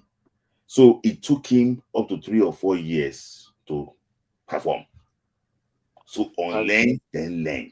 Imagine. And also another thing I also thought about was even in the 90s too, the league, we know the league is way stronger now, was way stronger than it is now. But even then too, some of these players too, they went through, like, imagine Olise going to Italy, having to learn the language, to educate himself. Look, okay, this is a good example. Look at under 17 Japan 93 squad. How many of them made it out to be successful? I can maybe say 3 or 4. Oluruma, Kanu, Seletin Babayaro. Yeah. Karibi Ojigwe wasn't there. Was he there? No. Oh, he was there. He was there. But I think he played for Ballon Leverkusen too. Yeah, okay, Karibi. Okay, let's commissioner in Nigeria. Okay, let's say Karibi Ojigwe, right? 4 players, right? So even at that time too, there was always a struggle for African players to thrive, right, in Europe. But you cannot take the fact away that our league then was way stronger. Because I remember growing up when shooting stars are playing, bro, I always like, wow, these guys are good. Like the way they played then, they were really good. The football was very entertaining then. There was more structure, there was more class to the way they play balls. And I remember people like Taufik Malik, Ajibade Babalade. Ajibade Babalade, He went from amateur to very good one year. Yes. Yeah, competition guy. Yes. Dotwan Latishe. Yes. These are players that did well. Yes. I don't know if you solid ballers, man. Solid ballers. Yeah. You play for Bolaji Douglas. I know Bolaji Douglas. Yeah. Douglas is in Dublin now. Very, very good. Let me just take this guy's comment. He said that with Nigerian Eagles now, if you hold Osimhen and Lukman, game is over. I don't agree. I don't agree. And that's the reason why Richard did not invite them for the Easy Cup game against Russia. He wants to see exactly what others can do. You can see exactly that. This has not, he's not Osimhen, but he can do something. Yeah, I'll take Deserts over Ireland anytime. But let me say this. In terms of scoring goals, mm-hmm. Who will do that for us? Who? If Lukman is not there, Osimhen is not there, who will do it for us? I think. Now, let's be honest. Assuming that Lukman and Osimhen was against Russia, do you think we will win Russia? Yes. I think we will. But we it's win just at that least 3 goals. There are some goals that we saw.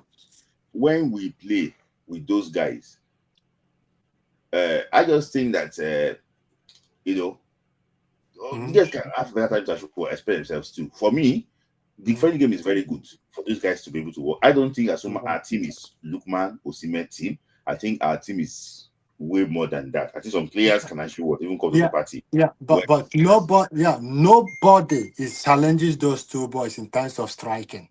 That is where my problem is. Yes. You see, right? None of them. Nobody is saying, you know what, Lukman, Osimhen, I'm going to challenge you all. I was expecting that, okay, Lukman and Osimhen, they were not in that game. Somebody who is trying to challenge us, score 3 goals, score 4 goals, score 2 goals.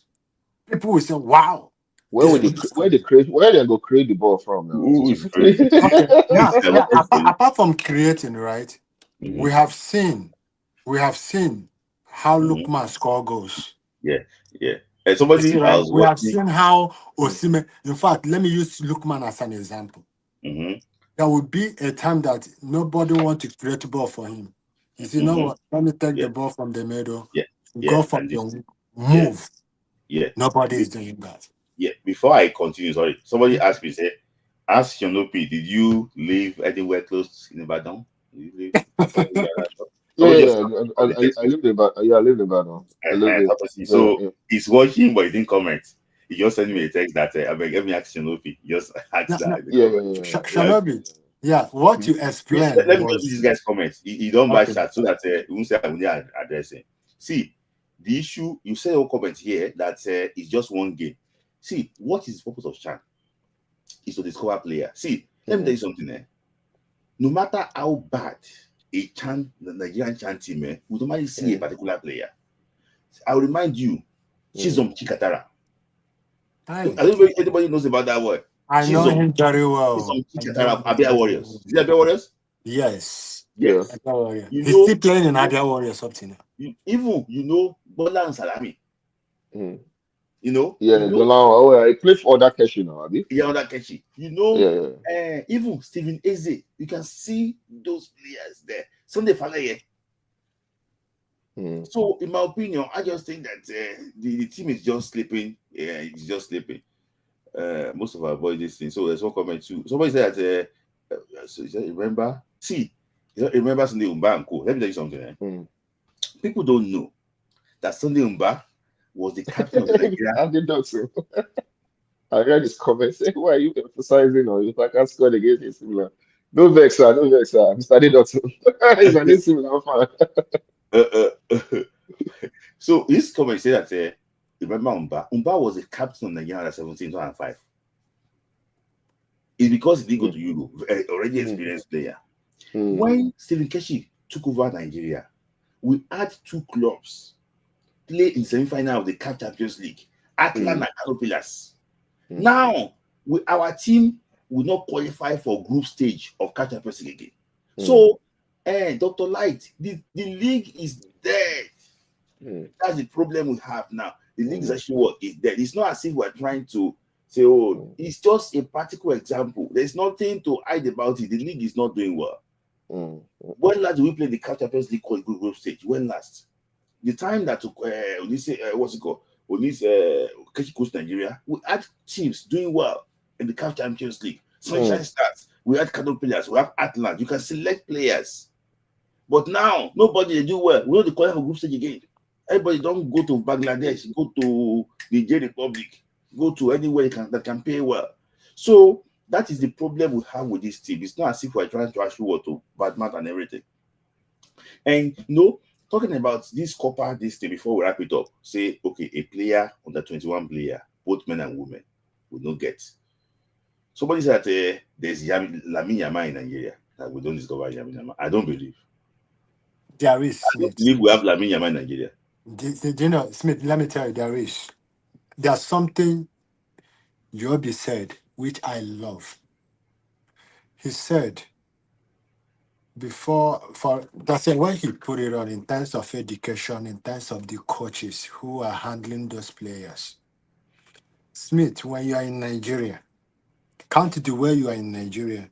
You move from Nigeria, you are in abroad. Mm-hmm. You see the level of improvement you have done. Mm-hmm. Now, for example, if you are in Nigeria, now, what do you think? I'm coming. I'm using it as an example. Now, yeah. Okay. Now, how do you think the culture is the problem? Why did I say the culture? The culture is that we fail to improve while others are improving. Why are we failing to improve is the coaches who are coaching those kids. I want to ask you a question, Wenry. Do you think Lamine Yamal is a product of just 1 year coaching, 2 years coaching? It's not. Now, there you go. It's not a product of 1 year coaching or 2 years coaching, but there is a better coaching. We have better teachers that are coaching him, have better academies that he's into. Mm-hmm. Now, look at Nigeria under 17. They says to scout, see the crowd that came. Mm-hmm. We saw everything. We saw the one that carried Peking. We saw people that claimed the problem is the people handling those kids. When you now begin to tell a child, before you go to abroad, you have to reduce your age. You are putting I want to ask you a question. Who is more talented between Chukwueze and Saka? No. Chukwueze I'm not asking you before. Yes. Now, if you are talking about talent, right? I don't want to go to Chukwueze's age. Yeah, making no. Just look at it. Level playing field. Who is more talented? Because now, and when who had the opportunity to do well too? Now, Saka had an opportunity to do well. What about Chukwueze too? Now, Saka has a better opportunity. Chukwueze was why was Saka's opportunity better than Chukwueze? Now, hold on. The why opportunity of Saka is because he has a better equipment where he was born. Are you getting me? He had better equipment where he was born. As you mentioned, Saka was in Nigeria. When Chukwueze, I'm waiting now, Smith, watch this thing. Take for example, assuming Chukwueze was born in London. No, there are so many things. I'm coming. I'm coming so that I will ask. Yeah. No, let me finish up this now, Smith. At 18 years of age. At 18 years, that is why I said. Who is more talented between Chukwueze and Saka? Let's now count from 18. Now, the question you will ask yourself is Chukwueze really 18? Then he is not. He is not. I don't want to say. Yeah, I wanted to say something. How can somebody at 18 years? I don't want to go there, but let's leave it that way. That's why I said if I don't want to go there. Okay, let's assume. Let's assume he was 18. Let me finish this. I will agree with him, but let's finish this. Assuming that Chukwueze was born in England, right? There are things that he did not learn in Nigeria. They would have taught him how to use his left and right. But he was born in Nigeria. They didn't teach him how to use his left and right. He only know how to use only left. He didn't know how to use right. That is where the problem is. Now, when he now went to abroad, he struggled. They started managing him. Struggle. At that tender age of 5-6 years, they would have known that this guy doesn't know how to use his right. They would have started teaching him how to use his right. So, let me just say something. You know that before you know the answer. You know that Saka at 18, he was playing as a left wing back. He was performing bad. They were dribbling him. They were doing everything. He was performing badly. Yeah. But okay, now I'm just saying that from that 18. So assume that both of them are 18. 18. Okay. How did you follow? So I'm coming. Let me. So, do you want to say anything about that? So let's say let's assume they were both 18. 18. I felt like Chukwueze looked more promising at that time than Saka. Yes. He looked more promising than Saka. However, Chukwueze's trajectory has been very disappointing. You would have thought what? Players' conditioning, discipline. There could be a lot of things because he's no longer in Nigeria. Remember, he lives in Spain. He lived in Spain before he went to AC Milan. Let's forget about Nigeria right now. He lived in Spain. He went past. He went through a drilling system before he got into the first team of Villarreal. You will not get into the first team of Villarreal without going through the drills. So he went through the drills. He passed the drills. He got into the first 11. Now, the journey starts. Now, players' conditioning, mentality, lifestyle. What does he do when a game comes? Maybe he's playing game. Maybe he's partying. Maybe he doesn't do extra training. Maybe the money is coming. He's not feeling more comfortable. There's a lot of things that comes into play. But at the beginning of the journey, I would have said, oh, Chukwueze was more promising at that time when he started. But as it stands right now, Saka is way ahead of Chukwueze. Good. Yes, I would say. Sorry. Okay. This one might look embarrassing, no. It's Chukwuemeka. So I don't know. It's Madueke better than Chukwueze. Okay, now let's look at. Can I say this one right? At this moment, Madueke is better than Chukwueze. How old is Madueke? How old is Chukwueze? I want to see when Madueke will be at the age of Chukwueze. I want to see when he will be at the age of Chukwueze, what he can be able to perform. You get my point? My point is this. My problem is... So do you think that the guy should be getting bad or should be improving? Yeah, that's why I said I want to see it. How old, if I don't know, Madueke, how old is he? I don't know. I think it's 23, yeah. 23 years. Yeah. I want to see him when he will be 27. Now we have seen Tamim Abraham. How old is he? Okay. You get my point. How old is Tamim Abraham now? Right now, the problem that's why I love what John Obi said. The problem is the coaching don't reduce that age. Keep their age. But Tamim Abraham don't reduce his age now. No. Who? Tamim Abraham. No. I'm not talking about. I'm talking about Nigerians, right? Now, if I don't want to go there because that age you're reducing, when they will be at their peak. We know, but now that 27, 28, we want them to do what a 28 years person is doing. They are not doing it. They are doing as if they are 35 or 33. That is where the problem of our Nigerian players are. They know. You can't tell me that you are 27 years and you are getting tired. Look at Ihanacho. How old is Ihanacho? You are not 30, but you are getting tired. Ndidi. You are getting tired. You are still in your late 20s. You are not even 30. Now look at what's this called? Look at you feel them right now. You feel them right now. You know all those things. Now look at what's that? Semi Ajayi. Semi Ajayi is more stronger than Ndidi. I think so. I think more stronger. Look at how old is it? The Semi Ajayi. Look at Ekong. These are the things that when I look at it, it pains me. Now, okay, now let's for example look at Olaino. How old is Olaino? Olaino is 27. He's improving. We now 27 how old is years. Like, 33. Smith.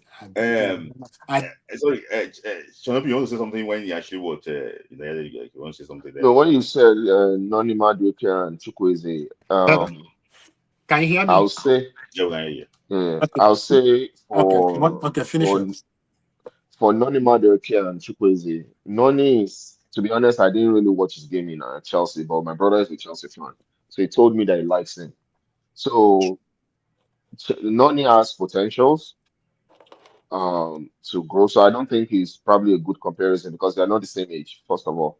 But Yes. if you want to compare just on face value, I'll say they are not really far off right now because Noni too has his own frailties. His final balls are not really great. Mm-hmm. He can dribble, he can cut, but his final balls are terrible. Mm. So they are not far off, as compared to the previous comparison of Saka and Chukwueze. Mm-hmm. Those ones are like it's like night and day. Saka is on another level. Yeah. He Yeah. he's consistent in both Arsenal colors and the England colors. So Mm-hmm. you can't compare. Yeah, but Noni right now is too early to tell. But as it Yeah. stands, yeah, they're not far off. They're pretty much the same. Yeah. Mm-hmm. Yeah. So and I agree with all of you.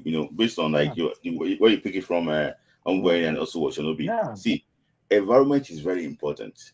Yeah. But I can just say that apart from the environment too, you also need the right mentality to succeed. Conditioning. Players Yes, conditioning. Yeah. you need that one to succeed. Somebody that is playing game in the middle of the night. Uh, Smith, Smith, you are not a good person. no. That mentioned the one where he's No. playing in the middle of the night. Say, oh, send your ID and let's play. In the middle of the night.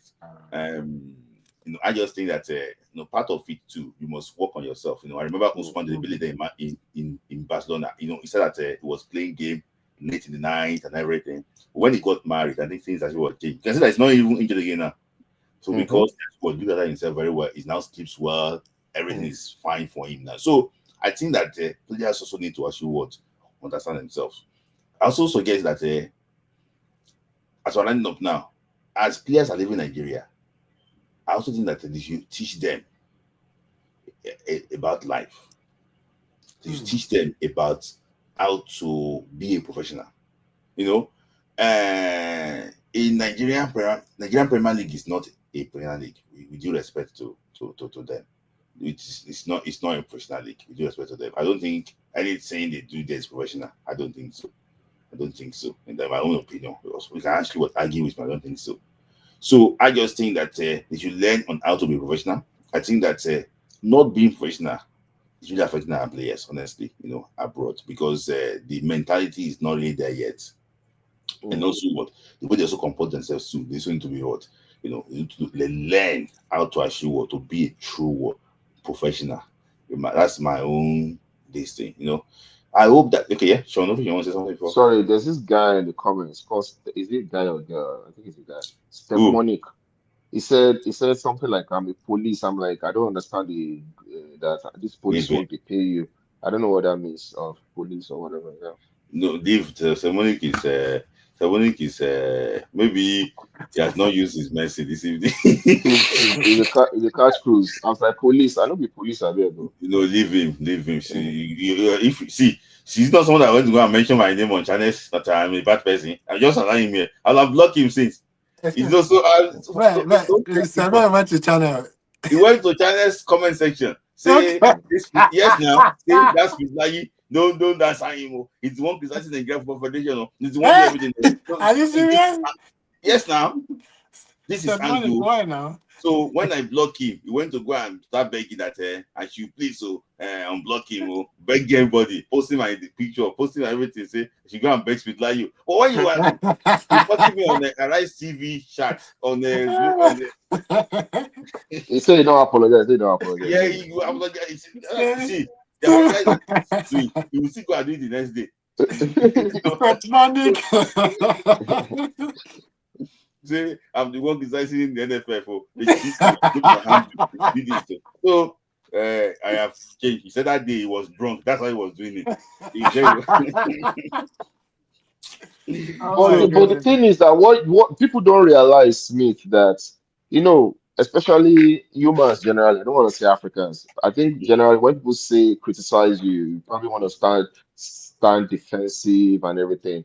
But if it's constructive and it's not like you're attacking anybody's personality, it's for the greater good. I think what you're doing should be commended. You know, you even what's his name? Ayo, right? Ayoti. Yeah, should be commended. You know, when you challenge the status quo that things should not be the same, you know, shouldn't be the same way. Because you know, failure is doing the same thing repeatedly, right? And expecting the same a different result, right? So I think it should be highly commended that people are challenging these people to do better. Because at the end of the day, Nigeria is our country, and when we do well, we celebrate. I remember that 2013 Nations Cup, that Ivory Coast game quarterfinal. I still remember as clear as daylight. Initially, I was like, these people will beat us. But after the first 10 minutes, and I saw the fire in this guy's eyes, right? The players, Victor Moses, that guy was on fire that day. I'm like, yeah, these guys are going to win this game. Victor Moses tested Barry, Barry a few times, some shots. Like, I'm like, blessing that we get this day. So those kind of memories, Atlanta 96, Nations Cup 94, some even USA 94, USA 94, 98, yeah. You know, these things, it brings joy, it brings joy. We love our country, man. Yeah. And that's what you are doing. You are telling them, do the right thing. Because we don't have, we can say that we don't like. But when Falcons won, I remember that show that day, everybody was like jumping around because it's Nigeria. That is somebody is against this thing, Nigeria. That's seriously coming from Chad. Chad said, give Magari his flowers. He tried for our football. And so no said something to our football before the white bearded man came and ruined it. We won many laurels then. Yeah, it was so here's the thing I'll say though. Kinnick is a good marketer of football. He's a good marketer. If the guy gets sweet mouth, he can get into a room with 99 people and live with 99 friends. He's that kind of person. He's good at marketing. But where I think he could have got help from was the technical side of the football. They said they had a technical committee that they never met. This guy was there now, Sam Sudi. He said they never met. They never had meetings. They never had meetings. It was just by title, right? I think if he had leaned on other people that, hey, guy, I'm not good at this. Help me. They would have helped him. But if he was trying to do both, like, okay, I got it. Yeah, he was good at marketing. He marketed Nigerian football very well. We got to give him that. The jerseys, the sold out thing, he tried to put Nigeria out there in terms of, imaging and branding. When I call you next, I will explain something to you about the jersey. Okay. The magic. Mo just leave that one for now. Maybe just leave that jersey now. I will explain something to you about the jersey. Let me see. So, what do I say basically is that I'm happy. I said something to Kenneth Rowe. He said something today about the point deduction. It's now coming out that FIFA need to come and tell us what is happening. So I also think that Nigeria should have to come out. We need to put pressure on FIFA to announce this point deduction before September, so that at the end of the day we know where we belong. Because if they announce it, minus 3 points, is what psychological advantage. But Kinnick is the special assistant to Musepe now. This appointment, I don't know. This a very impeccable appointment. Very impeccable. The timing is very impeccable. Yes. I wouldn't say more than that. Yeah. And the issue is this. My issue is that the Nigerian press, they are not talking about it. It's Benin Republic now that is not talking about it. Zimbabwe. And Roy is no longer their coach. It's no longer their coach, right? No, he's their coach. Oh, they brought him back? No, it's just fake news that they. Okay. Yeah, they brought him back. So I just think that we need to talk to FIFA. FIFA needs to actually to do the needful before, because it's already. Yeah, let me ask you, right? When did FIFA deducted 3 points from us? It's just after 1 month. After 1 month. Is it Yes. up to 1 month right now? It's 4 months. Okay, they have to do something. Mika have to start. Let them approach Mika. Let him use his. Let him That's use what his I'm system saying. to talk about it. So Yes. yeah, so let me just take I'm going to preach as but let me just say, Shonopi, final thoughts from you, about everything. What do I say of Lukman? Just final thought of Lukman before we go. You already I'll be Arsenal fan. I make Arsenal reject that thing, man. I'm And telling I you. don't know. It's so annoying that they are not saying, the narratives are, it's an alternative. When they say someone's an alternative, that means you're not the first choice. The yeah, fact that it's very not the first choice. that if a current African Footballer of the Year, it's been an alternative in a transfer for like I mean, I know he was trying to go to Inter, but I don't again, we had this conversation that Is there a cheaper Arsenal alternative? should be going for him in the first place. Like, you're top priority. You're trying to leave. He fits the bill. He can make crosses. He can beat a man. He can score goals. He's very sharp on that left side. He fits the bill. I don't know why Now, they wouldn't go for him. now my problem now is Not how just much. Arsenal, but teams should be Yeah. flocking around him. Now, okay. Let's be okay. Yes. But But look out. sorry, hold Huh? on one second. Shonopi, look at it this way too. Kvaratskhelia was the alternative for Lukman in PSG. They went for Lukman first before they went for Kvaratskhelia. But how much were So, they pricing so Lukman? indirectly too, it's like the alternative for him too. They went for Lukman Mhm. before Kvaratskhelia. Yeah. They, Okay. they, they are blind, though. They must be blind because Kvaratskhelia to me is No. better than Lookman. Yeah. But Smith, how much did they pay for? Were they pricing for Lukman in PSG? They said Lukman. I don't know where they bought 20 something million. I 20 don't know. million right there refute, Mm. which is very low. Is disrespectful. Yes, for me, it's disrespectful. Now, Uh, how much is Arsenal pricing I Lukman? think I I want don't to pay know. 50 million. I don't know. I Arsenal. don't know. Uh, Yeah, maybe. they want to If, pay 50 million. They want Mm. the Brichese. They're asking for 65 million. then let him go to Arsenal. I know that if Arsenal let him go for Arsenal, but Even what Ian Wright said that he's going to take Lukman to Arsenal. I want, I want It's a in fact, no-brainer. It's a if no-brainer. Lukman go to Arsenal, I'm taking a club. I'm taking a club in England. Yeah, you're welcome. You're I have never welcome. You're supported. welcome. You're Yeah, I'm welcome. telling You're welcome. Arsenal will fire. We must go the league. No, it will work. It will Uh-huh. work. But And I it think will that it's going to actually what it's going to improve too. It's going to be better. So, work. thank you, Mbueri, for your time today. I really actually enjoyed the conversation. I thought some left early. I thought that you guys were actually what. So, Shonopi too. Thank you for your time today. I know I just got back from work. Thank you, Shonopi. Thank All you for right, your no time today. So, problem. we'll find time talk when All you are right, no free. wala, no Right. wala, no wala. All right. Always good to be here, Smith. Yeah. All right. Cheers. Yeah. Yeah.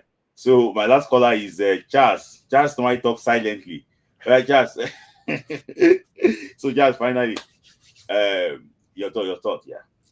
Smith, I'm not okay. How are you doing? How's everything? I'm good. And I say it's the silent talker. Yeah, continue. No, because you and IoT were not showing up for the Niger podcast for the last 2 Mondays. So like, what's going on? So No, I think we were there on Tuesday. That on is Tuesday Tuesday. because Okay. IoT is busy with visitors. It is summertime now, so busy. Mm, But I think we're gonna be back fully. Yeah. no problem. No problem. Okay, I'll start from the World Cup qualifiers. When this stuff happened, right? Everybody knew that it was supposed to be deduction straight away. Mm-hmm. When ours happened, if you go and check, I think we played Algeria November 12th, 2018. Friday before, because the draw was on Friday, a week Mm-hmm. before the draw, the deducted hours. Nobody knew. Nobody saw it coming. Mm-hmm. Deducted hours. After the deducted hours, they did the draw.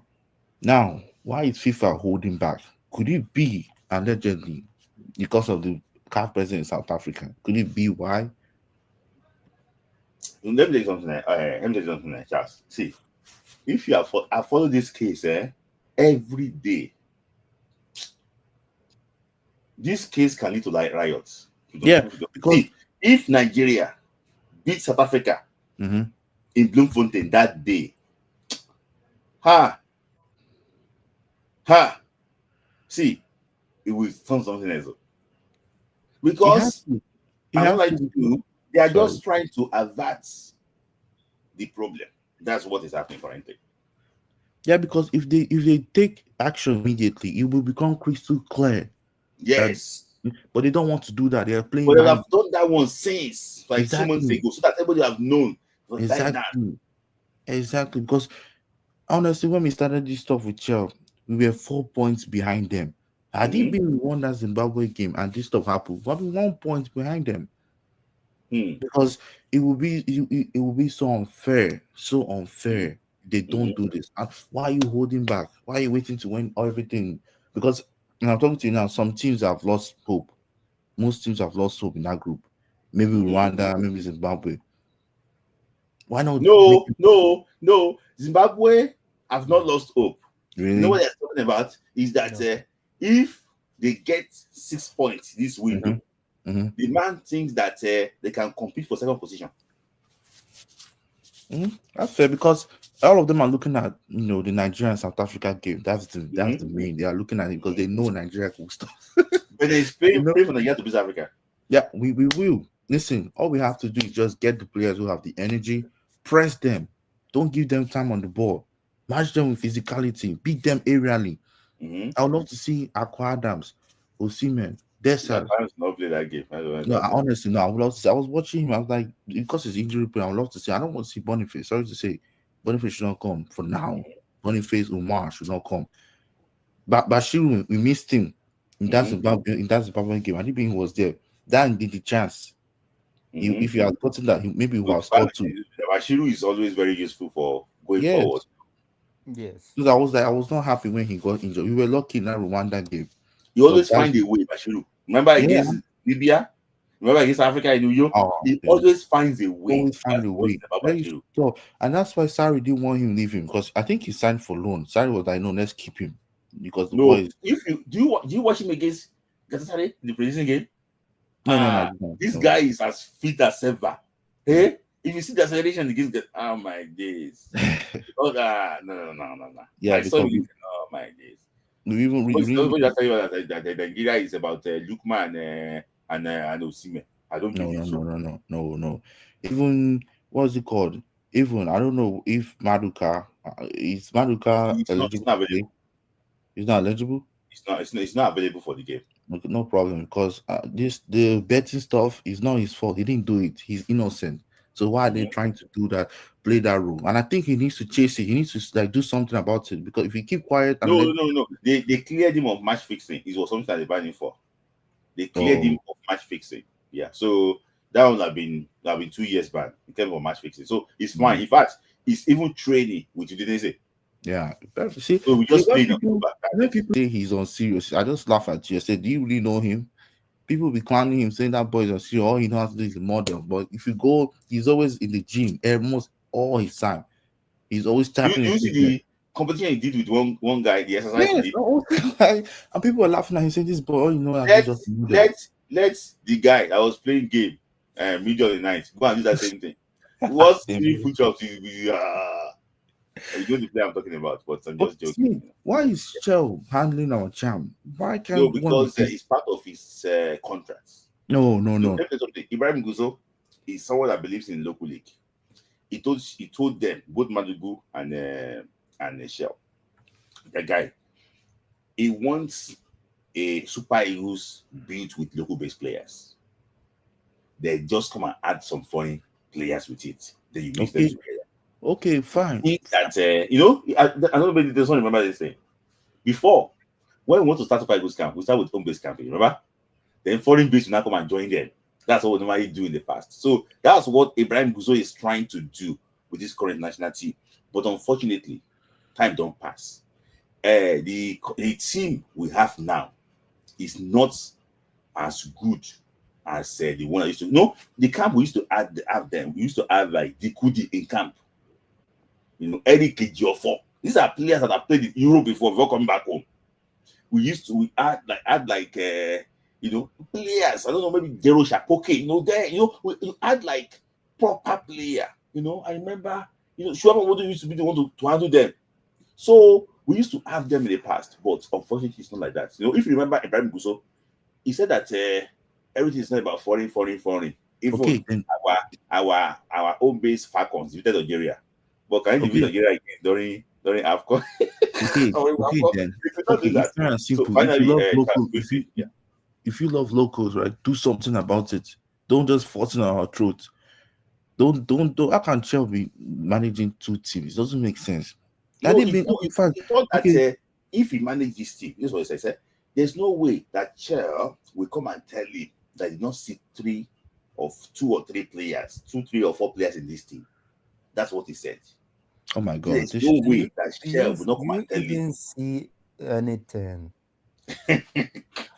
Do you, when Humble Henry said something about taking the midfield throw yeah, and all that to this game, I'm like, my brother, shine your eyes it's and your nothing. mind. And I'm glad he acknowledged that his assessment was completely wrong. Mm-hmm, We do not have a league. mm-hmm, If you watch the quality of the teams mm-hmm. in this CHAN, you will know that we are at the bottom of On the Yes. table. quality when Mm-hmm, it comes to league. mm-hmm, These players do not have, when we talk about tactical know-how, is almost non-existent. mm-hmm. And right now, there is no way Eric Chell in his right mind would agree to invite a home-based player to this Lie. game, He did that in because Unity Cup. that he has seen it up and close. This is no more excuses, because in reality, his job as the coach of the Super Eagles is now completely on the line, to the Mm-hmm. point that he might not even be a coach to AFCON if he does not turn things around in this next World Cup window. It Yes, is time for him to very much take initiative. This is my responsibility to get these guys to the World Cup. yes. When it comes to Bashiru, Bashiru is going to be a very crucial player for our game against South Africa. It's Yes, not just yes. about the Bashiru. We need to press South Africa and press them from the beginning of the To the whistle end. to the end of the whistle. And Yes. to beat South Africa, you need players that has the heart in the wings to take on their fullbacks. To press Yeah, them, they will Koliso make a lot Motao. of mistakes. Yes. That's where I am liking the combination of uh, uh, Chrysanthus, Uche, and Bachiru Oh should my be god. Mm-hmm, in that game. You need guys that will very much be in front of them, but guys that can completely take out Mokwena in effect in that midfield, take over and push it down their throat. That is the way to beat this South African team. We've seen what Lesotho did to them in South Africa. Mm-hmm. They mm-hmm, Before they even took control of the game, because Lesotho stepped kind of back from what their initial plan was that was working. If they would have carried through with that game plan, it might have ended in a 1-1 draw. mm. And don't be surprised. We are here, as a lot of people are assuming a lot of things about this group. What is Lesotho's position currently? Yeah, I think they're like When these points Yes, gets awarded to them, they are second. yeah, exactly. second. If Lesotho beats South Africa, Hmm. what position do you think Lesotho They'll be is? first. They will be number one. Number one, yes. Everything completely changes in this group. Exactly. And if they beat Lesotho beats them, I have a strong feeling Lesotho can beat South Africa 2-1. They can. They can. See, the thing is, Lesotho are too scared because And they inhabit their country. it comes to the crucial game. It's Nigeria versus South Africa. Because Yes. if they lose to the Lesotho, They will be extremely desperate. They will be prone to mistakes. Nigeria should be going into South Africa to compound their misery of losing the game against Lesotho. Because if South Africa lose back to back game on this window, it is done. Yeah. It is done. So the mentality of the type of players that is going to be on the pitch against South Africa, it should not be the likes of Boniface. Boniface should be completely out of Super Eagles. Completely out of Super Eagles.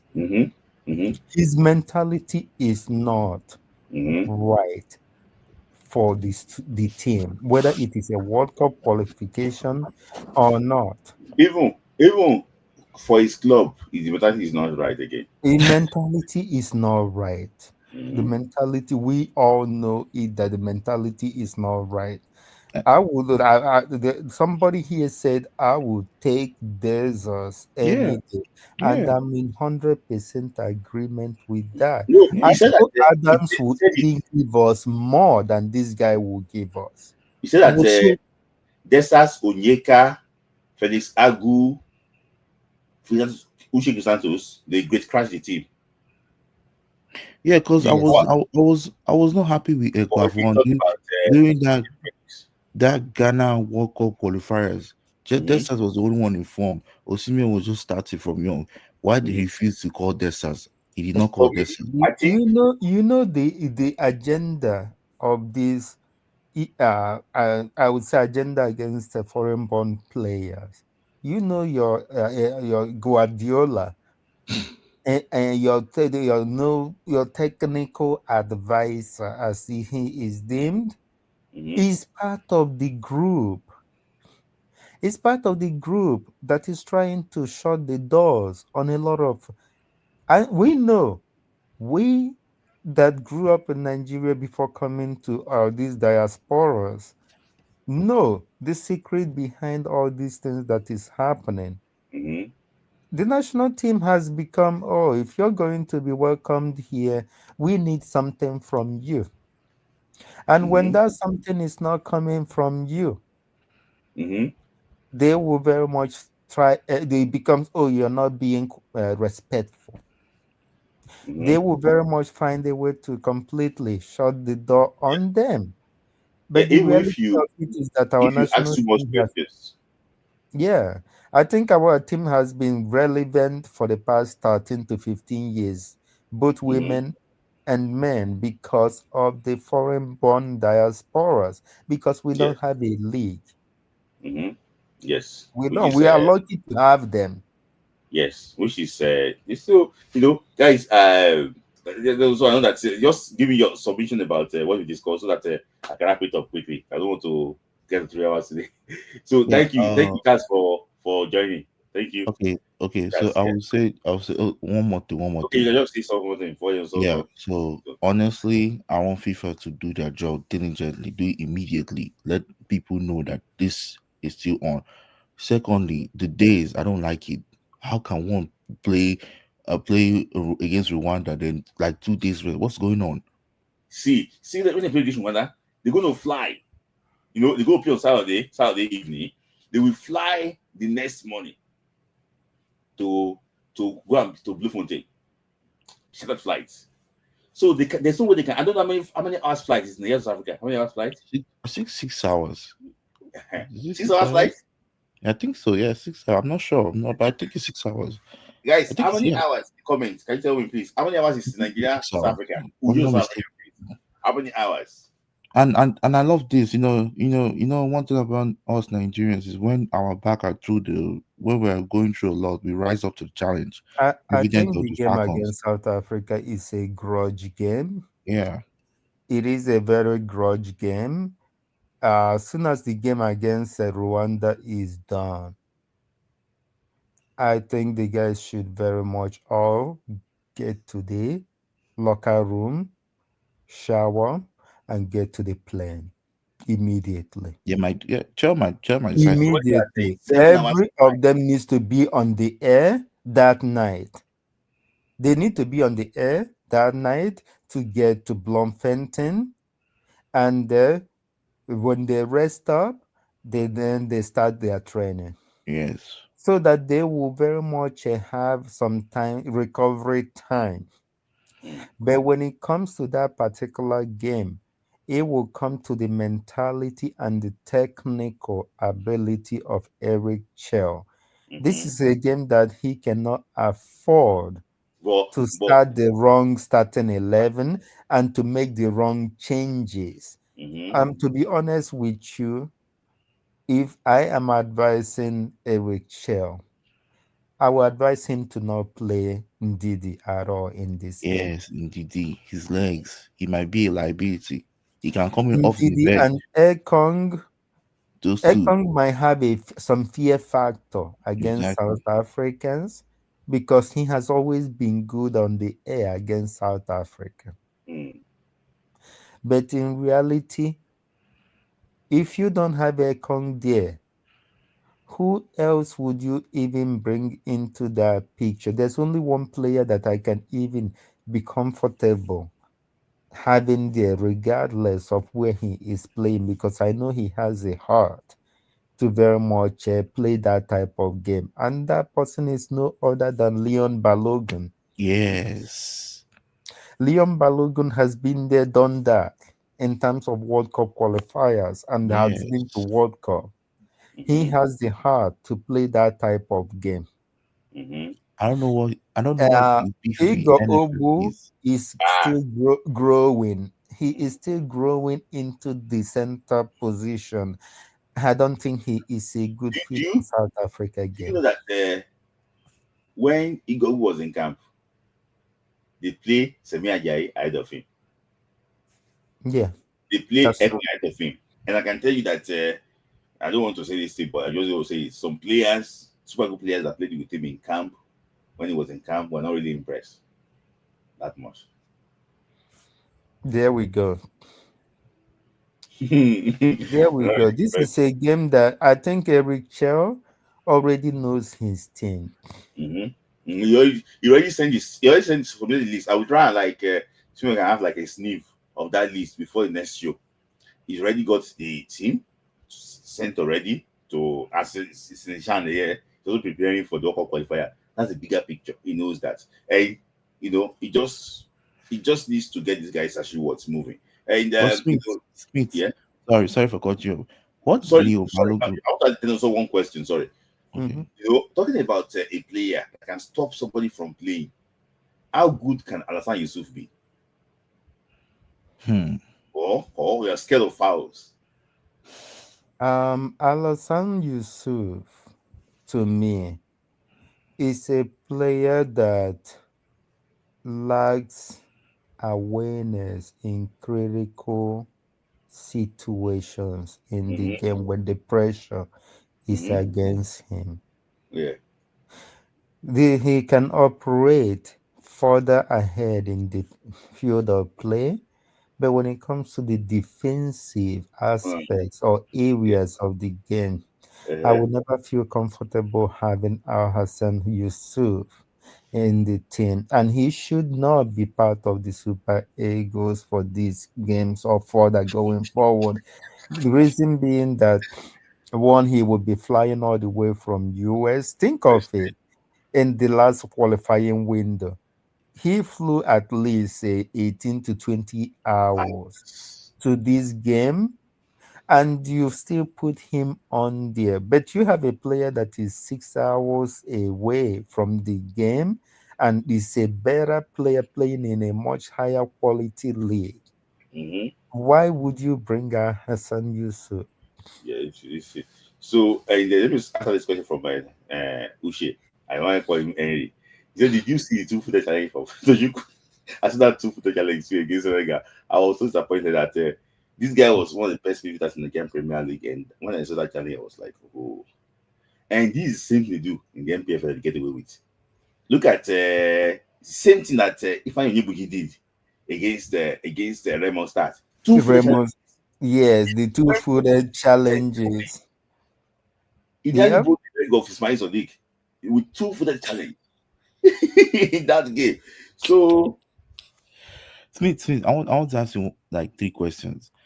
Number one, what is NFF beef with Leon Balogun? Why are they really not calling him? Is it because of what he said about them? You know the answer. One thing I know basically is We that need him. after having some like free conversation with people, that thing did not come up. Really? That's the beef with the NFL did not come up. But my brother, no matter how you want to push it, it's still because of that thing. Yes. Yes. What can we say? What can we say? So Also, number 2, please. I have to jump off. Yeah. Tell me. So who Okay, is the second and the third choice goalkeeper going even in? Because now I thought Okonkwo should have been in this camp. According to the goalkeeper trainer, his papers is not ready. And Philip Otele? Yeah, Philip Otele. That's another one. Now, because I don't want Simon to We play. need a Moses. joker. We Mhm. need a joker against these window qualifiers. We need a joker. And Otele might be that guy. Because My last thing I will ask is this news even true? That what? Tosin Adarabioyo. I've not confirmed that. That is why I say, but I saw it from a reliable source that okay, this is this thing. I've not confirmed that until I get to my source. My source said that okay, oh, it's true. I'll not come and say that oh, it's true. I read it like you read it, but the person I read it from is like reliable.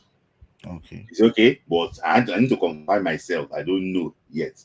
That's the reason why I actually was said that okay, let's wait actually what see. Because I think it's We'll eventually know. no, no. Thank you guys for actually joining. Thank you, No problem. thank you. All right, my brothers. You guys take care. Yeah.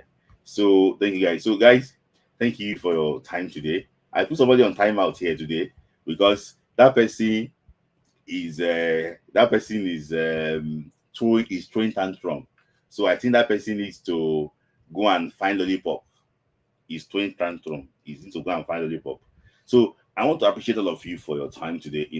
Like I say, it's Friday night soccer club, football club. We just enjoy ourselves, discuss football. It's already yeah, he's throwing tantrum. That's why I asked him to go and start licking lollipop. He's throwing tantrum, so I put him in timeout to go and lick lollipop. When he's finished with the timeout, he will come back. So thank you for your super chats, from Ushe to Jazz to God Connect to God to Remy Ali to who else again? No, it's not Ivory. To who else again? To Bukola Oshiemi. Yeah, to Dr. to DR Light. Thank you for your time and for spending. So, and let me just talk because I got a comment. I got a comment from someone. That person told me that okay, I didn't believe in Madigu. Now ask me that I should go and think about it. Why, if somebody said doesn't believe in me, how will I feel? See, let me tell you something. So many people have said they don't believe in me, but if you believe in yourself, you can do things. And I want to address this narrative. I'm not against Nigerian coaches. Rina Wakama is a Nigerian born coach. The coach of the Tigers. Fantastic manager, fantastic coach. I really enjoyed her coaching. And see, because somebody is Nigeria, if that person is not capable of doing something, should we support him? No. This country is for all of us. When somebody is doing better, we support that person. But if he's a Nigerian and he's not doing well, we will not support that person because you are taking the whole country at ransom. We will not support that. So, in my opinion, please don't see that way that I don't like local coach. See, I like Rina Wakama. He's a local coach. But my issue with Eguavon You guys know my issue with the Guavon, know my issue with the judge. If see, you can say the way anything you like. One thing I like about the coach is that you must be tactically flexible. When your players look up to you, you must be able to be that coach that you are, to change things yourself.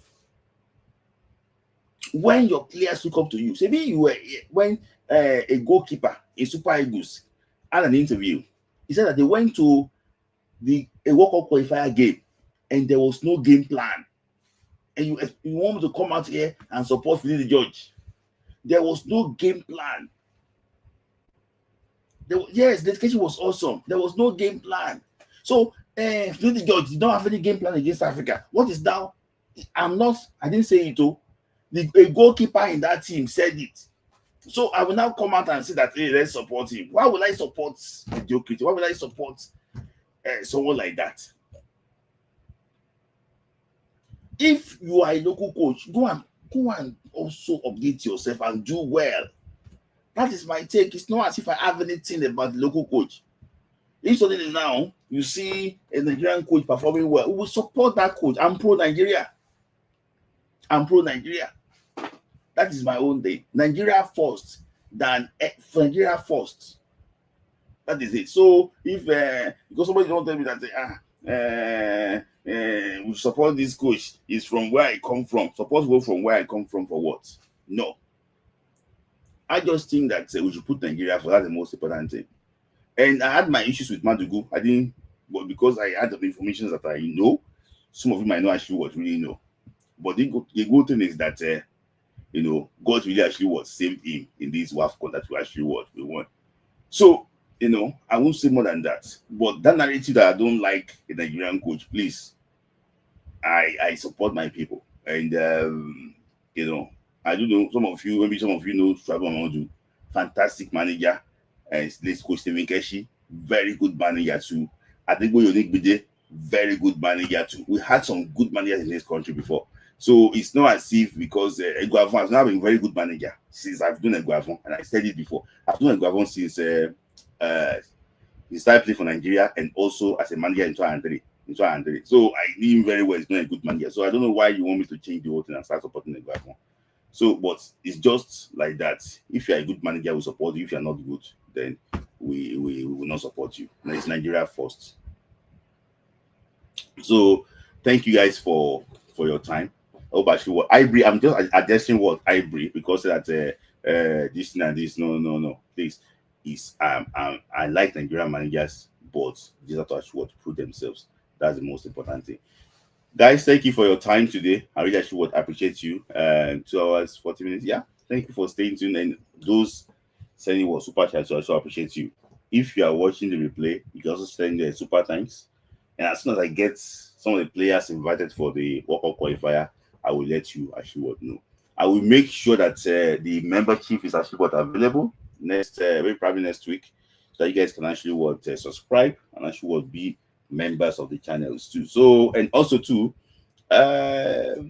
WhatsApp group. I will let you know about that too. I normally like to to actually share some information too on WhatsApp too. So I will let you actually know about that if you are interested in actually enjoying it. So guys, I'll see you again. Nigeria, he first also deal with the year. Nigeria has a podcast on Monday, and I can't extend time again. It's meant to be 2 hours. I spent 2 hours 40 minutes.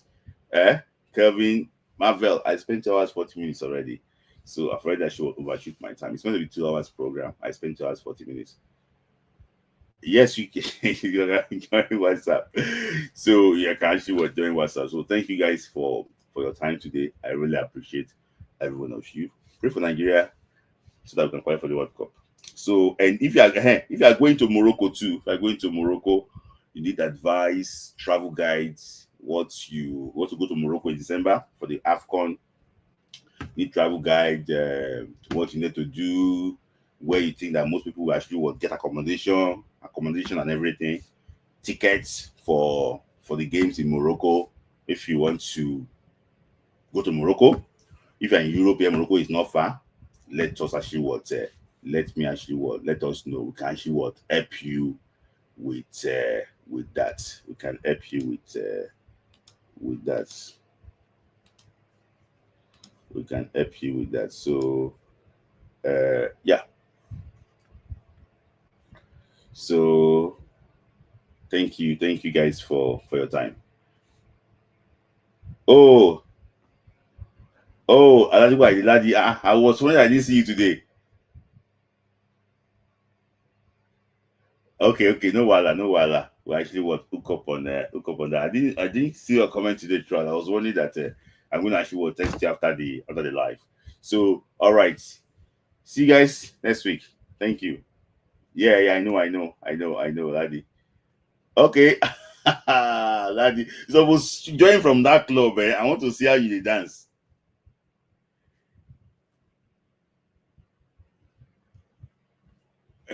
So all right, thank you guys. I will see you later. Thank you.